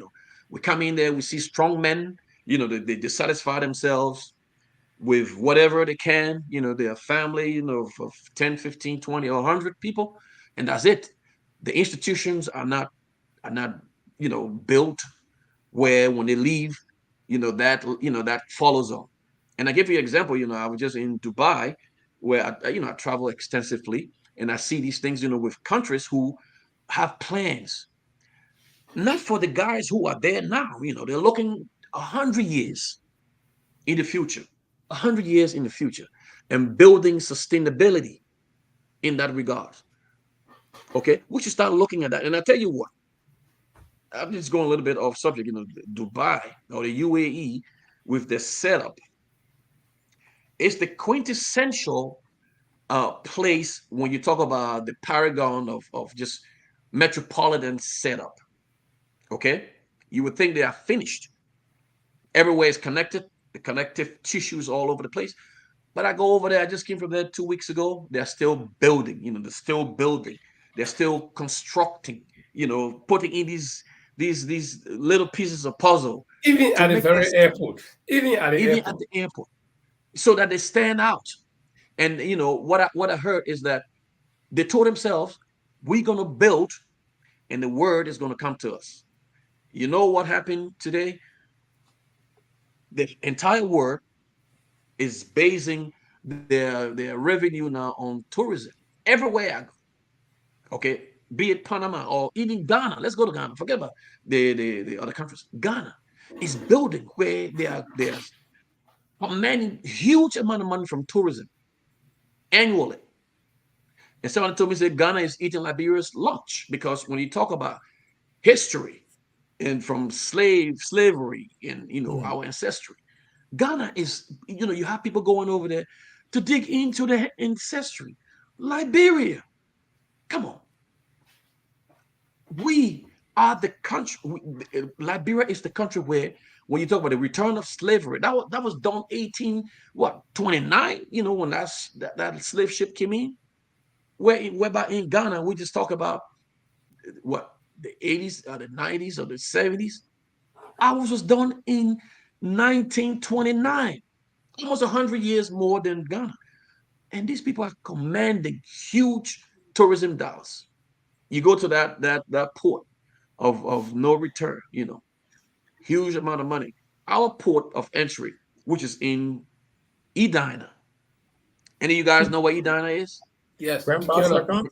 Grand Bassa County, okay. My calculus to go and build in Grand Bassa falls right within that thinking, you know. James was it Joseph Cheeseman house is sitting in Edina with trees growing in there. That's our museum that we just blew the top off and we have forest growing in there. You understand? We have the grave of Bob Gray. You heard about Bob Gray in your second grade or third grade history. His grave is right there. We have a church that has been in existence since 1833. Thomas King Church is sitting in Edina, dilapidated. The windows are all gone. That's cause for a reconstruction where people can go and get some history. Okay, Joseph Cheeseman was the first president of that church. Before he became president. I mean, it's enshrined there on his monument. And these things we are missing out. Okay, we are missing out. Where do we start? When do we start? So this is the opportunity we have now with the UP government being in power. I think this, and I was just thinking about this. The UP government of Ellen Johnson Sirleaf did us a lot of disservice that I think the UP government of Boaca should make amends for. And that's just my small token I got to put in there because he was a part of that government, and my thinking at the time that, Madam Sirleaf was going to come in, and because of the lady who have gone through all of these things that she went through, for the betterment of this country, she's locked up in jail, among men, she came up, and I said, that's the lady who's going to transform Liberia. She's going to start our, new movement of the 21st century. She's going to reconstruct this country. Okay. Great. I guess I was wrong, right? Because the Renaissance of Liberia, man, you have started that movement, right? Yeah. Right. So, honorable man, I just want to pivot back a little bit on education that you spoke about earlier. Yes, sir. In the 1976, if I can recall, Nigeria were looking ahead and they said there's free education, free quality education for every Nigerian. In Liberia, for Christ's sake, country with a large landscape and smaller population, and we have 5-year-olds, 6-year-olds selling Cool A and plenty chips between cars. As a politician that ran for the highest seat, and now you have voice, this is something that we could do in Liberia, that because nation building depends on education and the future generation. What say you? Listen, that is the one that comes close to heart. What you just said. You understand? And I talk about, catching the kids when they are young, when their minds are developing, at that primary stage. Our leaders have failed us. They have failed us. Because if you have any visionary leader, and you talk about building capacity, that's where you start from with our educational system, with our young ones. Okay? You see, in China, let me just segue a little bit, go in China, where the competition is so high in China because the kids know that the future is right there. They are the ones that the country will depend on. So there's a huge competition to the point where some of them commit suicide. Okay, if they're not measuring up. But in Liberia, I don't know why I try to compare China with Liberia, but in Liberia, okay, in Liberia, the kids don't have any incentive to go to school. You can't feed kids. You can't send kids to school with empty stomach. They're not going to learn anything. Back in the days, we had what they call the care food. I don't know, you guys were in school at the time, they had a care food. And I'm telling you, those who came from poor families, they were, that's the incentive to go to school because you're going to have a meal. And on top of that, you're going to get, your education. What are the incentives that are being given to the kids of today? And you talk about free education, free education comes with a price. Number one, we have to be able to really manage our resources, where we have, the budget for that. We have to be responsible, in calling for those things. We don't have at the moment, I don't, with the black government, they haven't done anything for me to criticize them. But the past regime, we didn't have a budget for these things. To talk about free education, I didn't see it, happening because we missed out on a lot of things. Now I hope this government can really sit down and understand what is it that we're going to need. Like I said, from our perspective, our manifesto, we had a chess kind of a layout. We start with the law and order, first, judicial system overhaul. Now, when you have your people in check and they can abide by law, you can do your farming, you can do your development. And now you see what's happening. They're building the roads from Monrovia to the airport. As they move them from side of the road, the next day you go, they line up there again, hindering the work progress because the people don't care about it. I mean, there's no deterrence, police is not going to tell them to move. They don't care. But if we work on that and you say, we in America here, you even in Great Britain where you guys are, when they're doing road construction, there's a sign posted. You don't mess around there. You don't speed over there. You get a speeding ticket. Your car is impounded. If you do that, come on, in Liberia, no, they don't care. So law and order was the first thing on that hierarchy of things that we're going to do, and then the other things were going to fall right in place. But I think the Boaka government has a different way of looking at it. We're going to give them the benefit of the doubt, to do what they see fit within their own construct to have all of this thing going to move the country forward. I don't know, all guys kind of, but please, I got this thinking on my mind. I don't want to forget it. Please, I beg you guys. Next, you will come in, whether Chima or Francis. Yeah, after that.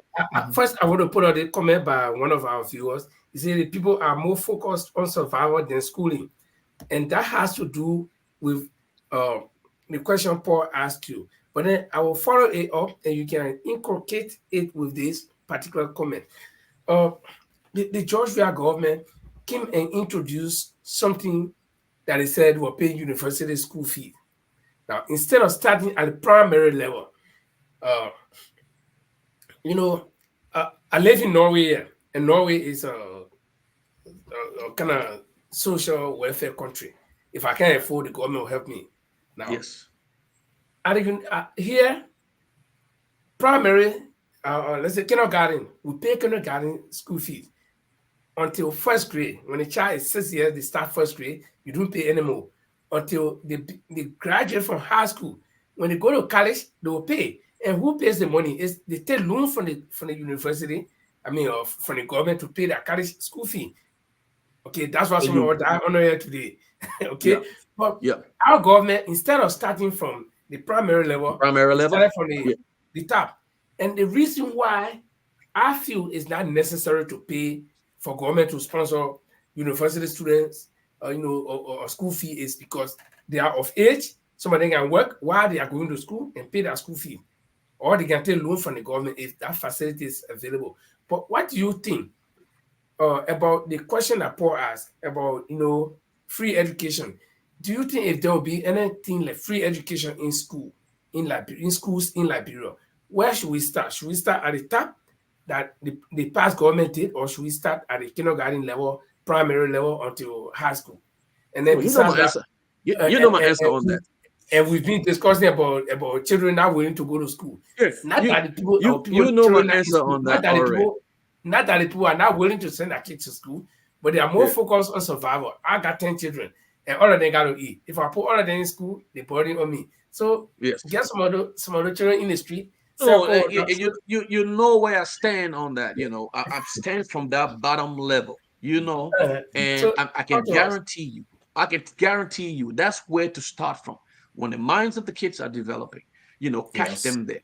And I think George, we are with the thing about paying the university It was not well thought out, you know. I know, you know, this guy wanted to gain popularity, and you know, it was not well thought out, you know, because if you sit down, put yourself in a corner, and you know, just we all have this ability, you know, you want to think because everything about you know serving, you know, politics, you have to sit down and think about what you're doing. You know, does it make sense? You understand? Is it feasible? You got to think about these things. You know, is it Yeah. going to come up? You know, where am I going to end up? You know, if I do X, Y, and Z, and call other people. You know, say, look, I'm thinking about this.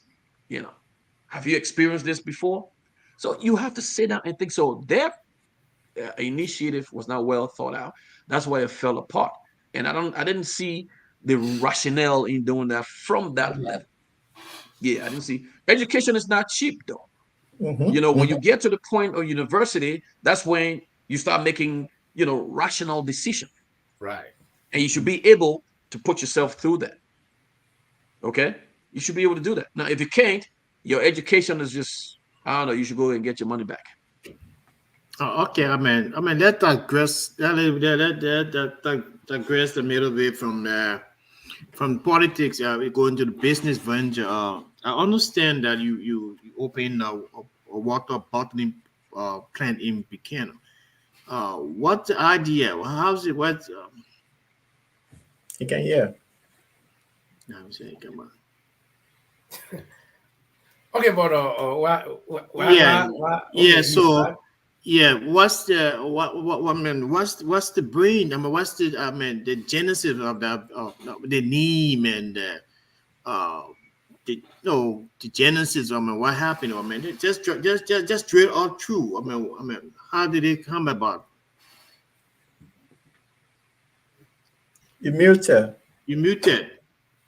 Sorry, yeah. I mean, okay, so about 4 years ago, okay, we were contemplating on, you know, what to do in Liberia, how we can be of help in the country business wise. And we had I had to travel there back and forth so many times, you know, to just study the various businesses that, you know, were being done over there, what is profitable. And then we were looking at a variety of things, you know. My wife was, she was bent on doing, you know, Airbnb and, you know, some other things. And I looked into it and said, well, water is something that we're going to need, even in America, where you have, you know, great technology, everything is available.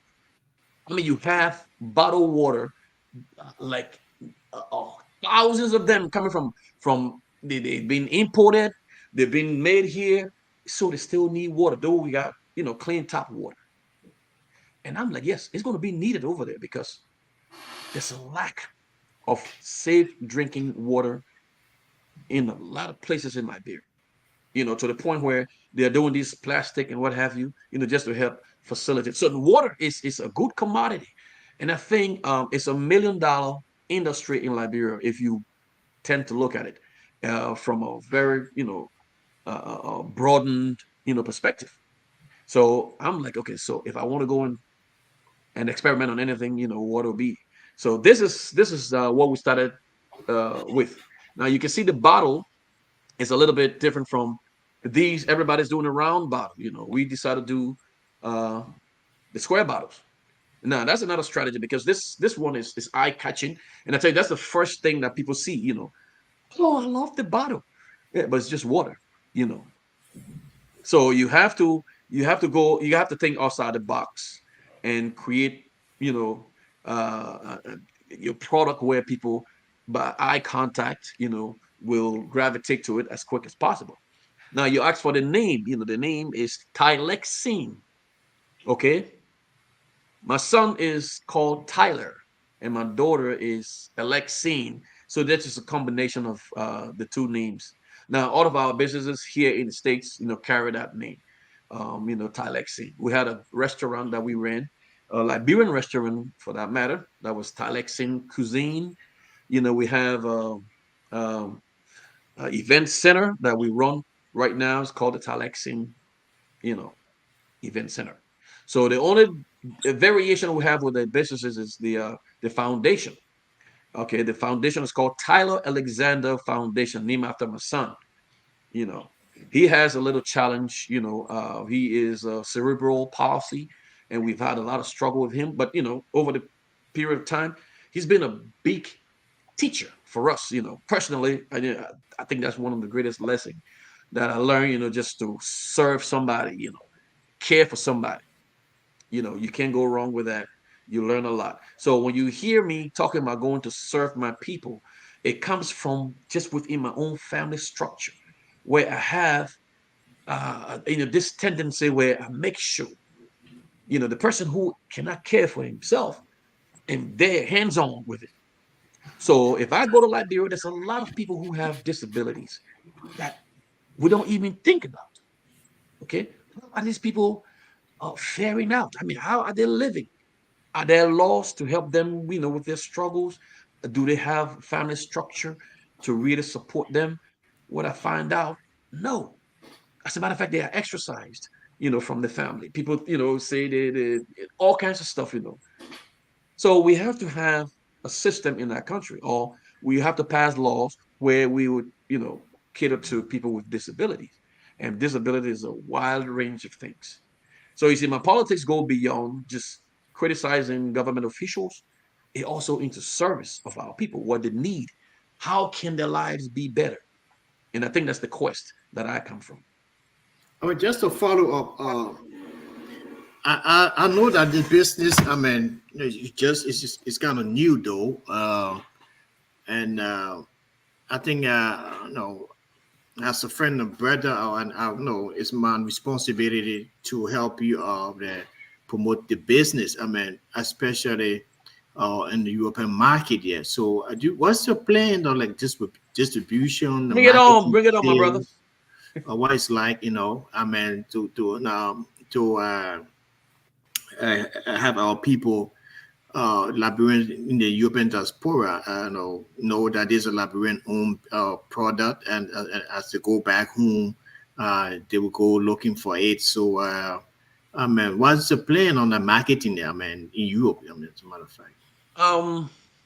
Good question, and I do appreciate that. To bring it out here. Where we want to get our friend and brothers from Liberia help with the product. Before I answer the question, our economy is being overtaken by foreigners. Okay, we are in competition. We are in competition with people from outside the country. You understand? And they got more leverage over there than us. We'll talk about business loans and all of that stuff. We'll get into that. But they come in there. They are well prepared. They're well suited. And there's reason I talk about education, so our people can understand. When you talk about loan, the things to go through, what would be expected of you. You can't just grab money and say you're going to do business without the training. But to answer your question, my brother is working on the website. Okay, in a couple of weeks from now, we should have the website up and running, and that way you can always go there and find where we are and who's supplying, our product. I can just tell you for free right now. If you go to Habel markets, the supermarkets, all of Habel supermarkets are carrying our products. You have Stop and Shop. They are still, lack of a better word, crawling, but they got a few in there. Stop and Shop, you can find it. There's a Liberian who has a supermarket on the old road. Once you come through VP Road, it's called Histy. My own Liberian brother. He's doing well. He's also carrying this product, and I want to lock down the Grand Bassa area, Buchanan. So we're trying to saturate that entire Buchanan area because that's where we are located. Okay, we are producing right there in Grand Bassa. It's the only water plant in the whole of Grand Bassa. So they are proud of it, and if you go to Grand Bassa, it's all over the place. You'll be able to find it in most supermarkets. Okay, and I'm still doing marketing, on in other parts of the country, like Nimba, Bong, and all of that. Yeah, I mean, the reason why I asked that question, I mean, when you answered by saying that your brother's working on the website, bringing a commodity into the market. I mean, the marketing strategy most people wouldn't want to go to go on the web to go on the website and I mean, need something visible people can to see all the time. Don't have to go through the hustle of doing background check and going there and doing the Google and do the Wikipedia of that product. So you need a platform and avenue to have Liberians in Europe gravitate towards a product. I didn't know that this product is a Liberian owned product and it needs some support. Yeah, so that was what we know. That's why I was asking. Okay, and I get that. Putting us on, platforms like you guys have here. Depends on your viewership. And social media is a good way to go. We are exploring that. What I want to do is to be able to meet the demands in Liberia, because right now things are just flying off the shelves, and I want to triple up my production, and then the more demands coming, then I can be able to fill that in. But yes, we got a lot way to go, and with the water business or business in Liberia period, it's a new adventure for me, and I'm walking that ground and I'm learning a lot. I'm doing a lot, there. I'm also, seeing with listen, I do grassroots stuff. I drive around with the water in my car, and the kids who are on the streets selling water, I just throw them, maybe a sack or so, and circle around, to see what it's going to be. And I'm telling you, I did that once, and I came back. The kids were like, "We need more water." The people, they're asking for it. And it's just something that pop out of my mind. You understand? And I go from hotels to hotel, just talking to them. I mean, being. I just want to ask you.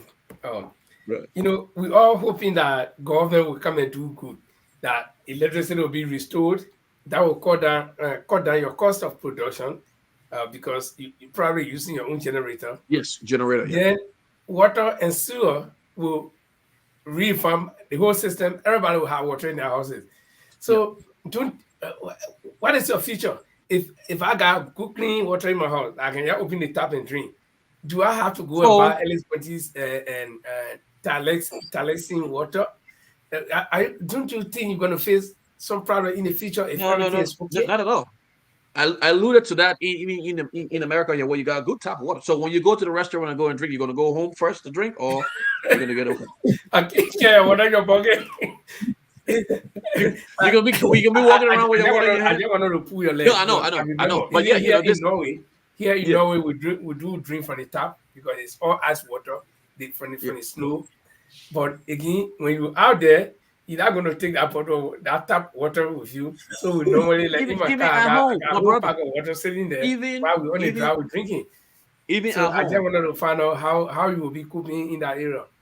Even at home, we still drink purified water, because some people don't trust that thing that is manufactured for just massive consumption. Sometimes we take a little bit of back on that, but in Liberia it's needed. You go to restaurants, the people need it there. You go to hang out during the I know that all the people want to have bottle now. Yeah, they want to have a bottle of water. Well, the thing is, it is. We got 30 more minutes to go. Is 2 hours. As I promised, we were going to carry 2.5 hours, and we do this normally, but because of the importance of what you do and what we're discussing. So I want us to take 30 seconds break. So maybe you can refill your bottle and some other things. Yeah. And then we'll come back again and continue the program. So guys, we take a quick. I got a question for you before you go. Am I meeting up to your expectations, though? What? Definitely. I'm meeting up to your expectation. You have surpassed our expectation. If you are not meeting our expectation, not me. I couldn't come over. While we're taking the break, we're having this Liberia professional entrepreneur kind of. First, you can take that on when you come back. Look, let get it. Let's forget about this. Let me Yeah. breathe. So Let me when breathe a you come little. back, that is the question. The first question you ask, please. I beg you, Papa. Please. Okay. Yeah.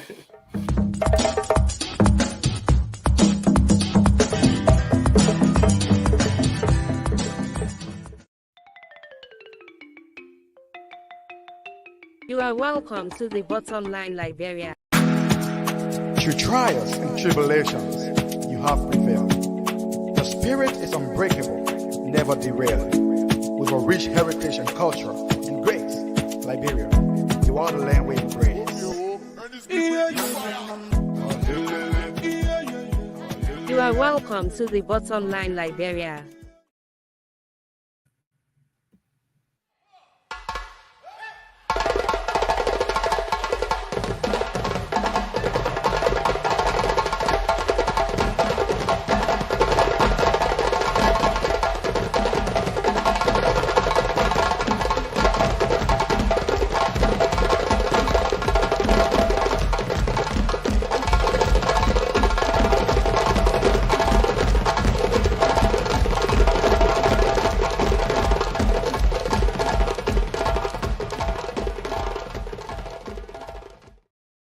Okay, this is the Bottom Line Liberia, and we have with us tonight the Honorable Alex Gontee. He was the first presidential candidate to Mr. Appleton. Every time I hear Mr. Appleton, because I know some of his brothers, I know Dio Appleton, and I know the other Appleton, who is, the other guy. And then Mr. Gontee, his party came the third. And the newspapers in Liberia always call them the mysterious party. They came from nowhere. Like he inside Aluda. They came from nowhere and then they became third. And he was even hoping that all the people would make that mistake and just click. When you go low, they become president. But he's our guest tonight, and it's very entertaining to have him. He's up to the task. He answers every question. He's both a politician and a businessman. He's been in the business world for a while, and he feels that Liberia needs better. And so, like all of the presidential candidates are ran, Liberia needs better, and that's what we want to do the best for Liberia. And so he's now shifting gradually to politics. And one day you may have an Alex Gontee as president. Nobody knows. But Francis Mensah, you had a question for Mr. Gontee just before we took a break. Yeah, it's not a question per se. It's just a talk to walk him through. Since he's a politician / entrepreneur, we are having two big occasions here in Europe. The first one is on May 25th in Brussels, in Antwerp, Belgium. We're having this Liberian professional and entrepreneur kind of dinner, a business dinner meeting, wherein we expect to have Liberian professionals as well as will be investors in Liberia, and it will be centered around how Liberian businesses can thrive, and those who have the skills and the experience in business can come there. They're invited. Probably one day, probably might be in transit to Liberia or back to the America. It's just 30 minutes on the train from the airport. Yeah, May 25th, you're welcome. Yeah, you can come and serve as one of the panelists. It's a business meeting. You might meet investors, because it's open to investors, those who want to invest in Liberia as well. And then come July 26th celebration in Germany, where Liberians across Europe will be conversion to celebrate Independence Day celebration with a host of activities. And also I as the president of the community in Europe, so that's our organization is like EULA. I'm the national president of Liberians in Europe. So yeah. So it's an invitation extended to you. Whatever you have the time, keep those 2 dates on your calendar, save the dates, and you're always welcome. We look for an opportunity to have your stand-up bearer, as well. gave us more insight as to how how America was performed, because I mean, you guys got similar look. You almost look like Alexander Cummings. So probably, I mean, you speak, your demeanor is like Alexander Cummings. So you guys, Atlanta Yeah. boys. And it's got his story. His story show Alexander Cummings. Yeah, so Man, I wanted to Steve George. We have votes, man. You're talking about Alexander Cummings. yeah, man. So my man, on a serious note, so man, I hope you can consider that. We expect, we want Liberian entrepreneurs to be there. We are, fishing around the world. I mean, to have Liberian professionals come and give a overview or insight as how they started, where they are now. Yeah. So yeah. I mean, Yeah. So I'll be honored to do that. And as a matter of fact, now when I'm passing through, I want to be intentional, to come there, be a part of it. So just feed me with all of the information that you have, and I'll see if I can work it out within my schedule. all right. I mean, so man, yeah. So man, Linfa is my back. Right. Okay, Let Paul. me, let me come in because we're in the business session of this thing. And being a businessman myself, so at least I also have a business in Liberia. I'm into the renewable energy. So installation of solar panel, wind turbine, and all that, that's something that I'm into. And recently I was in Liberia for 6 months for the election, and I spent most time in Bikana as well. And Bikana, one of the places that the national grid have not reached yet because the people are still struggling for something over there. And Yeah. we can talk the talk, but we will also walk the walk. That is to bring a lot of young people that are unemployed into employment in Liberia, which I see the level at which you're going. And Francis talking about your water distribution. If you follow the water thing in Liberia, most people, you hear the word typhoid from the plastic bags. That's where the typhoid come from. And Exactly. the thing that you bring in that innovation, I don't know how cheap your water will be, but if you have a good drinking water, that will also help to eliminate the plastic bags. So it's a good thing that you're into. And one of the things I think I recommend what you're doing, you should spread that all across the country, which should be a good thing. And with your bottle shape, we know we got the Aqua Fresh is owned by Ghanaians, if I'm not mistaken. It's not owned by Liberians. So you coming into the market, I think it's a good thing, and you will also help a lot of young people in water distribution. I think it's a good thing that you're doing. So let me commend you for the effort that you're making. So you never know, maybe with your good wisdom that you can whisper in our president ear that look, local Liberian businesses, empower them, and there'll be a lot of jobs that will move the burden of your government. So I just want to throw that in there. But what No, happened to man. the Look, you hit the nail on the head. Okay, and they talk about job creation. That's the way to go because government cannot be the sole employer or the highest employer in any country. It does not work. I've never seen it work anywhere. Maybe socialistic countries, but even at that, you have businesses that are thriving. And within our economic structure in Liberia, you need the private sector. You need small businesses, and look, I was reading something about the people in Dubai. You know what to do? The government called the businesses to a meeting, to a symposium every so often and ask them, what can we do to empower you or to enhance your business? What the government needs to do for you. And and that's the thing, that the government should be intentional about having businesses thrive. If you have somebody doing business and they employ 4 or 5 people there, it reduces the amount of people who's walking around, with no jobs, So we have to think about those things. And you hit the nail right on the head. That's what we need to do. I spoke to him. Listen, I don't want to claim that I have privity to Boaga all the time. But small time that I spoke to him, we had a plethora of things that we talk about, from the school system to job creation, to job creation, and that's the right place to go. But I hope you have the ministers and whoever is around him are listening, and they are pushing that agenda.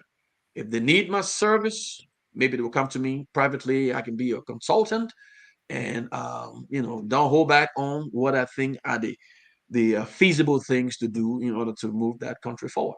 As a matter of fact, that's why I volunteer myself to serve. Right. I just want to follow up. You talk about your cuisine that you have in America, and the IRS government talk about ecotourism. It'll be a better place that you have this cuisine in Liberia, across Liberia. My brother, Chodopre, I have packed up because of COVID, disturbed. I've packed up everything, put in the container, waiting to ship it to Liberia because that's where I wanted to go. So we are in the making right now as we speak to start that cuisine over there, and there's a lot of other businesses that I want to establish in the country. The environment just have to be, the government has to play their part, make the environment, inviting, accommodating, to help businesses. It comes with the financial, it comes with the security, and all of that. They have to do it. So in order for the tourism aspect to work, there's a lot of things need to be done. Okay, accessibility, that's the one thing I talk about, because tourism cannot just be Monrovia. You have you have those rainforests in the Wallagizi Mound, in the Mount Nimba, Mount Takata. You have the Jide Mountain, you have the rainforest over there. You have all of these resources that we have as a country needs to come in and be a part of that tourism aspect he talked about. So it's only going to, if they want to go far and wide, that's what they need to be thinking about, create accessibility to these places. Guys. Okay, guys. Yeah, our time is fast spent. We need to get out of here. Exactly 11:30 from my end, or that will be 10:30 from the UK. But I think, and also we have kept our guests so long beyond our time that we normally do. So we are not being fair to him, but he's being fair to us. No, I enjoyed every bit of it. So like I told you, I just learned how to talk. I just learned how to talk. So I love talking now. Yeah, okay. I'm saying you love talking. We love talking here. We'll drag you here one more time again, but we'll give you some more time to breathe. I'll be most obliged to do it. Yeah, we'll bring you back here again, and I can promise you that the next time we bring you here, we'll be fiery. Tonight, the guys are fiery. So Linford, let me send an open invitation to him, because he comes from a sports side, and what the bottom line is doing, we're trying to bring ex-footballer, basketballer together to talk about why is it Liberian sports are not depleting instead of it's going. And we had a president who won a Ballon d'Or, and the football, particularly in Liberia, is going down the drain. So we need to have a discussion on that. We can talk about that all day. Menza knows that we can talk about that all day. So I would love to do that as well. That would be interesting. We'll drag some of the former footballers here. So starting with you, Jima, do you have any final word for, or final question or final word for the guests? And then we'll take, after Jima will be Francis, after Francis will be Mensa, will be Paul, and then me. Yeah, thank you very much. Thanks for having him. We appreciate that you show up, and being a diaspora, I would think my concern have been how much can you help the people in the diaspora in terms of Liberian professionals and the entrepreneurs that are here. We're networking and stuff like that. His good friend Francis on that project right now, and we want his expertise on that in this place, because what we do a lot, we talk about Liberia a lot. We don't talk about stuff here as Liberia. Out of Liberia, how can we help one another? Some of us may not have the knowledge to get back home. We may have the expertise, but have the network and get back home and make impact. So he's been from here, from the diaspora, and also making a little bit of impact in Liberia. I hope he can take on this and make sure he can work around with our institutions, Liberian organizations outside, with his little business he's doing or whatever expertise he has to help us. We can build that bridge with Liberia, close that gap for Liberia as Liberian living outside, so we can make us like the brain drains or the brain gain. This is what just from my comment here. Thank you very much for having you tonight. You've been a great guest for our show, and you're doing your best. Thank you very much. A pleasure. Francis. Well, I mean, I don't have much to say. I mean, I think I've gained a lot. I mean, it was enlightening. This man of enormous wealth of knowledge. I didn't know now that my good friend and brother was so enlightening, man, that over the years he had metaphors into an intellect. I don't know. I mean, he always have book in your hand while playing. He has them nowhere. You reading book on the plate, in his hand. We're going to play basketball. Yeah. But my take from this whole stuff is that you have given me a different perspective on the War Crimes Code. When you read it, stated that it's not going to change much in Liberia. Yeah, it's infestistimals, can we say, the gains, the differences that it may make. So, yeah, so I just want to thank you again for honoring our invitation, and I look forward to seeing you again in person. Not until December we'll meet again for the reunion, though. But I hope you will honor our invitation and to come and participate in the professional, our Liberian entrepreneur and professional network dinner we have in the meeting in May in Antwerp, Belgium. So again, thanks for honoring the invitation, and it was very exciting. It was very educative, and yeah, you stay blessed, and God bless you in all your endeavors now. Thank you, my brother. Thank you, my Okay, brother. Paul. Well, honorable man, thank you so much for being on the platform. It was good to hear from you how the miracle took place in Liberia. And going forward, I guess you have tasted that miracle. And you never know again that you guys could push for 2029 if God gave you the strength. And all the best to your business. And I'm looking forward to seeing you in Liberia as a businessman as well. We could be in a business hall. So I look forward to seeing you. It was great having you, had a great interaction with you. And this shouldn't be your last time. Hope to have you back here. It was good exchange between us. Thank you. My pleasure. Okay, I will change the trend a little bit. Let me say thank you for coming. I'll be the last to close the show, though. But let me say thank you for coming. And when Francis told us that you were coming, we were all excited. And in fact, then we got to know that, this guest that is coming was the former, or was the running mate to Mr. Appleton. So then it became interesting that, we have a businessman and also a politician coming. And we're going to kill two or several birds with one stone. And that's exactly what we did today. So what is your final word as you leave our audience, so that, business-wise and political-wise, that they can begin to think about it to make Liberia a better place? I didn't get the question. I think there's a call coming in, so it muted you. No, it's not a big question anyway. It's just like I'm saying that we were very excited when we heard that you were coming on the show, and you being a politician and also a businessman. So we're going to use one stone to kill several birds, politically and business-wise. But as you leave us tonight, what will be your final word to people wanting, young people, and even elderly people wanting to go into business, and also on the political scene? What would you want to say finally to Liberians? Good. Thank you for that, and it was a pleasure, interacting with you guys. I really enjoyed it, and politically, I tell you, my take from what happened politically is a testament that people want to sit on the fence most of the time, and listen to people telling them you can't do certain things, because you are not of a pedigree, or they don't know you. I'm a testament that don't listen to them. You have an obligation to yourself.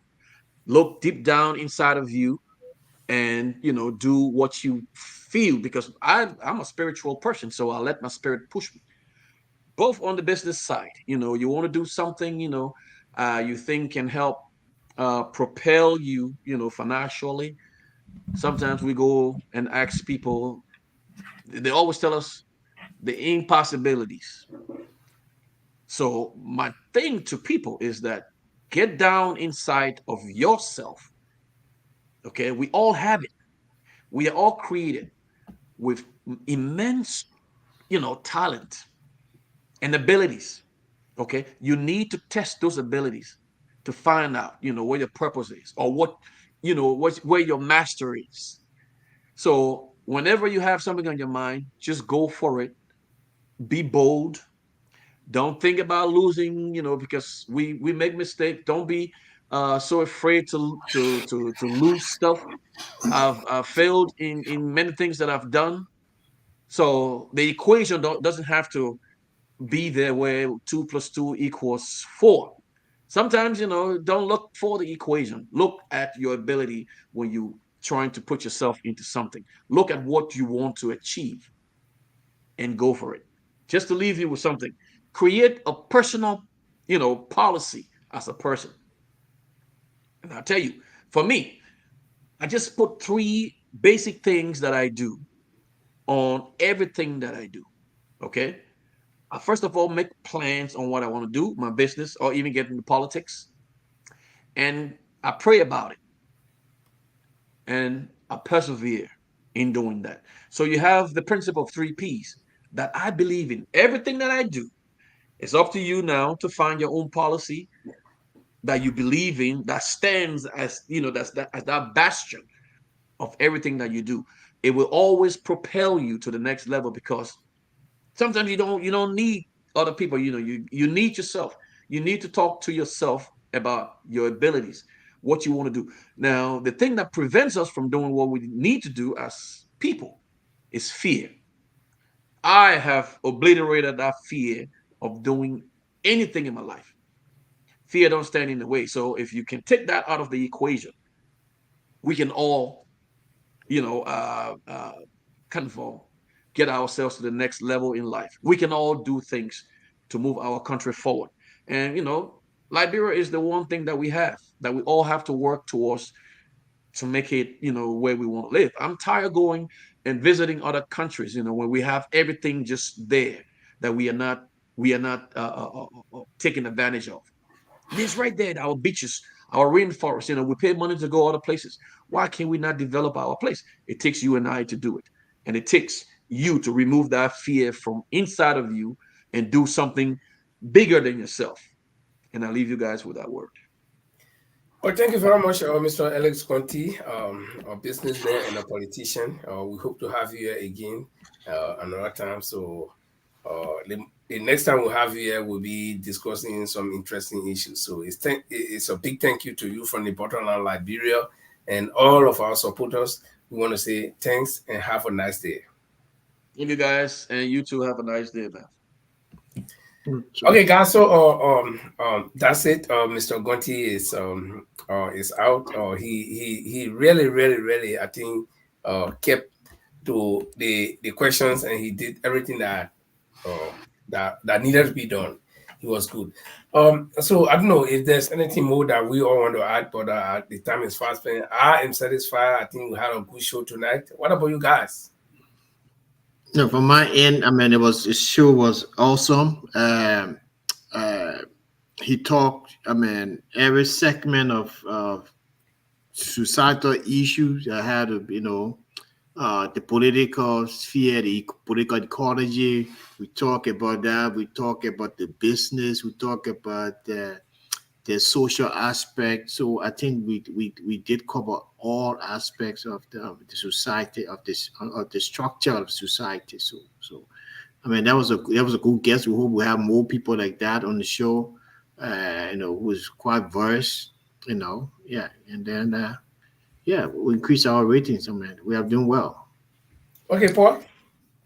Yes, it was a great show. And before I comment on the great show, how a lot of people following about Jala TV. Today is Jala's birthday. And just want to say happy birthday to him also. And on behalf of it's funny though, every time after the show when I check, the last time I checked, the program will have a 1K followers. It's funny though. So after the show, be more followers. It's interesting. So yes, the conversation was great. It was good understanding. I think I enjoyed the interaction. It was good to have you on the program. Yeah, Chima, you the engineer. You see all of the things you put on. We didn't even we didn't exhaust everything. Yeah, talk to our viewers and talk to us. How was the show? Oh, you're muted, Chima. Muted. The good thing about it was a great show, and one thing about Mr. Gontee was that answering the $24 billion question. How did they manage to get to the third place in the election? He was just honest about it. They don't know how. Yes, you're right. You're right. That was the question, and he was very honest about it. And he told us that he didn't know how they got there, but he just got there. And that's a smart thing, and I really like his honesty. And they say they did not step to certain areas, and they just can't imagine how many votes they acquire, they secure in that area. And I'll be honest as a young man, and a lot of respect for him for that end, because people think that he did our Jehovah's Witness style, knock every door. He said they were even underfunded; they didn't go anywhere, and he was compared to ANC, CPP, other political parties, I think he also shares same county with the Shim region with Council Tiewo Gongolo, because he's from Kokoya. He also got some relationship. No, I think his mother should be from Pong County, Swakuku, and then his father from Nima. Whatever. Yeah. So that's how she has some relationship. The councilor also has a relation. Mother's also come from Pong County as well, part of Pong County. So, and they even got more votes. So, and he was very honest. He was very honest about how they made the grassroots movement did in Liberia. So I like his honesty, and I like the way his entrepreneurial spirit injecting into the topic and making sure that Liberians themselves, that's the bigger problem we have. Where do we help those entrepreneurs, young ones coming up, they need some training, into skills training, and to get to where they are. I mean, there was a good show, and I wish we can have many other Liberians that can share their thoughts with us on this show, and more especially those who live in the diaspora. We want to make a platform diaspora in Liberia to make sure they make impact back in Liberia. Okay, thank you. And I think one of the basic things that he will also talk about is the security, because we need to have security in a country. He briefly mentioned, he didn't go that deep into it, but he briefly mentioned this culture of impunity where people will do things and just go free. So, and that was when we were talking about the war crimes code. So I think in order to encourage entrepreneurs to go, he said a word that I already copied. He said, you cannot just throw money out there. You will not get anything back.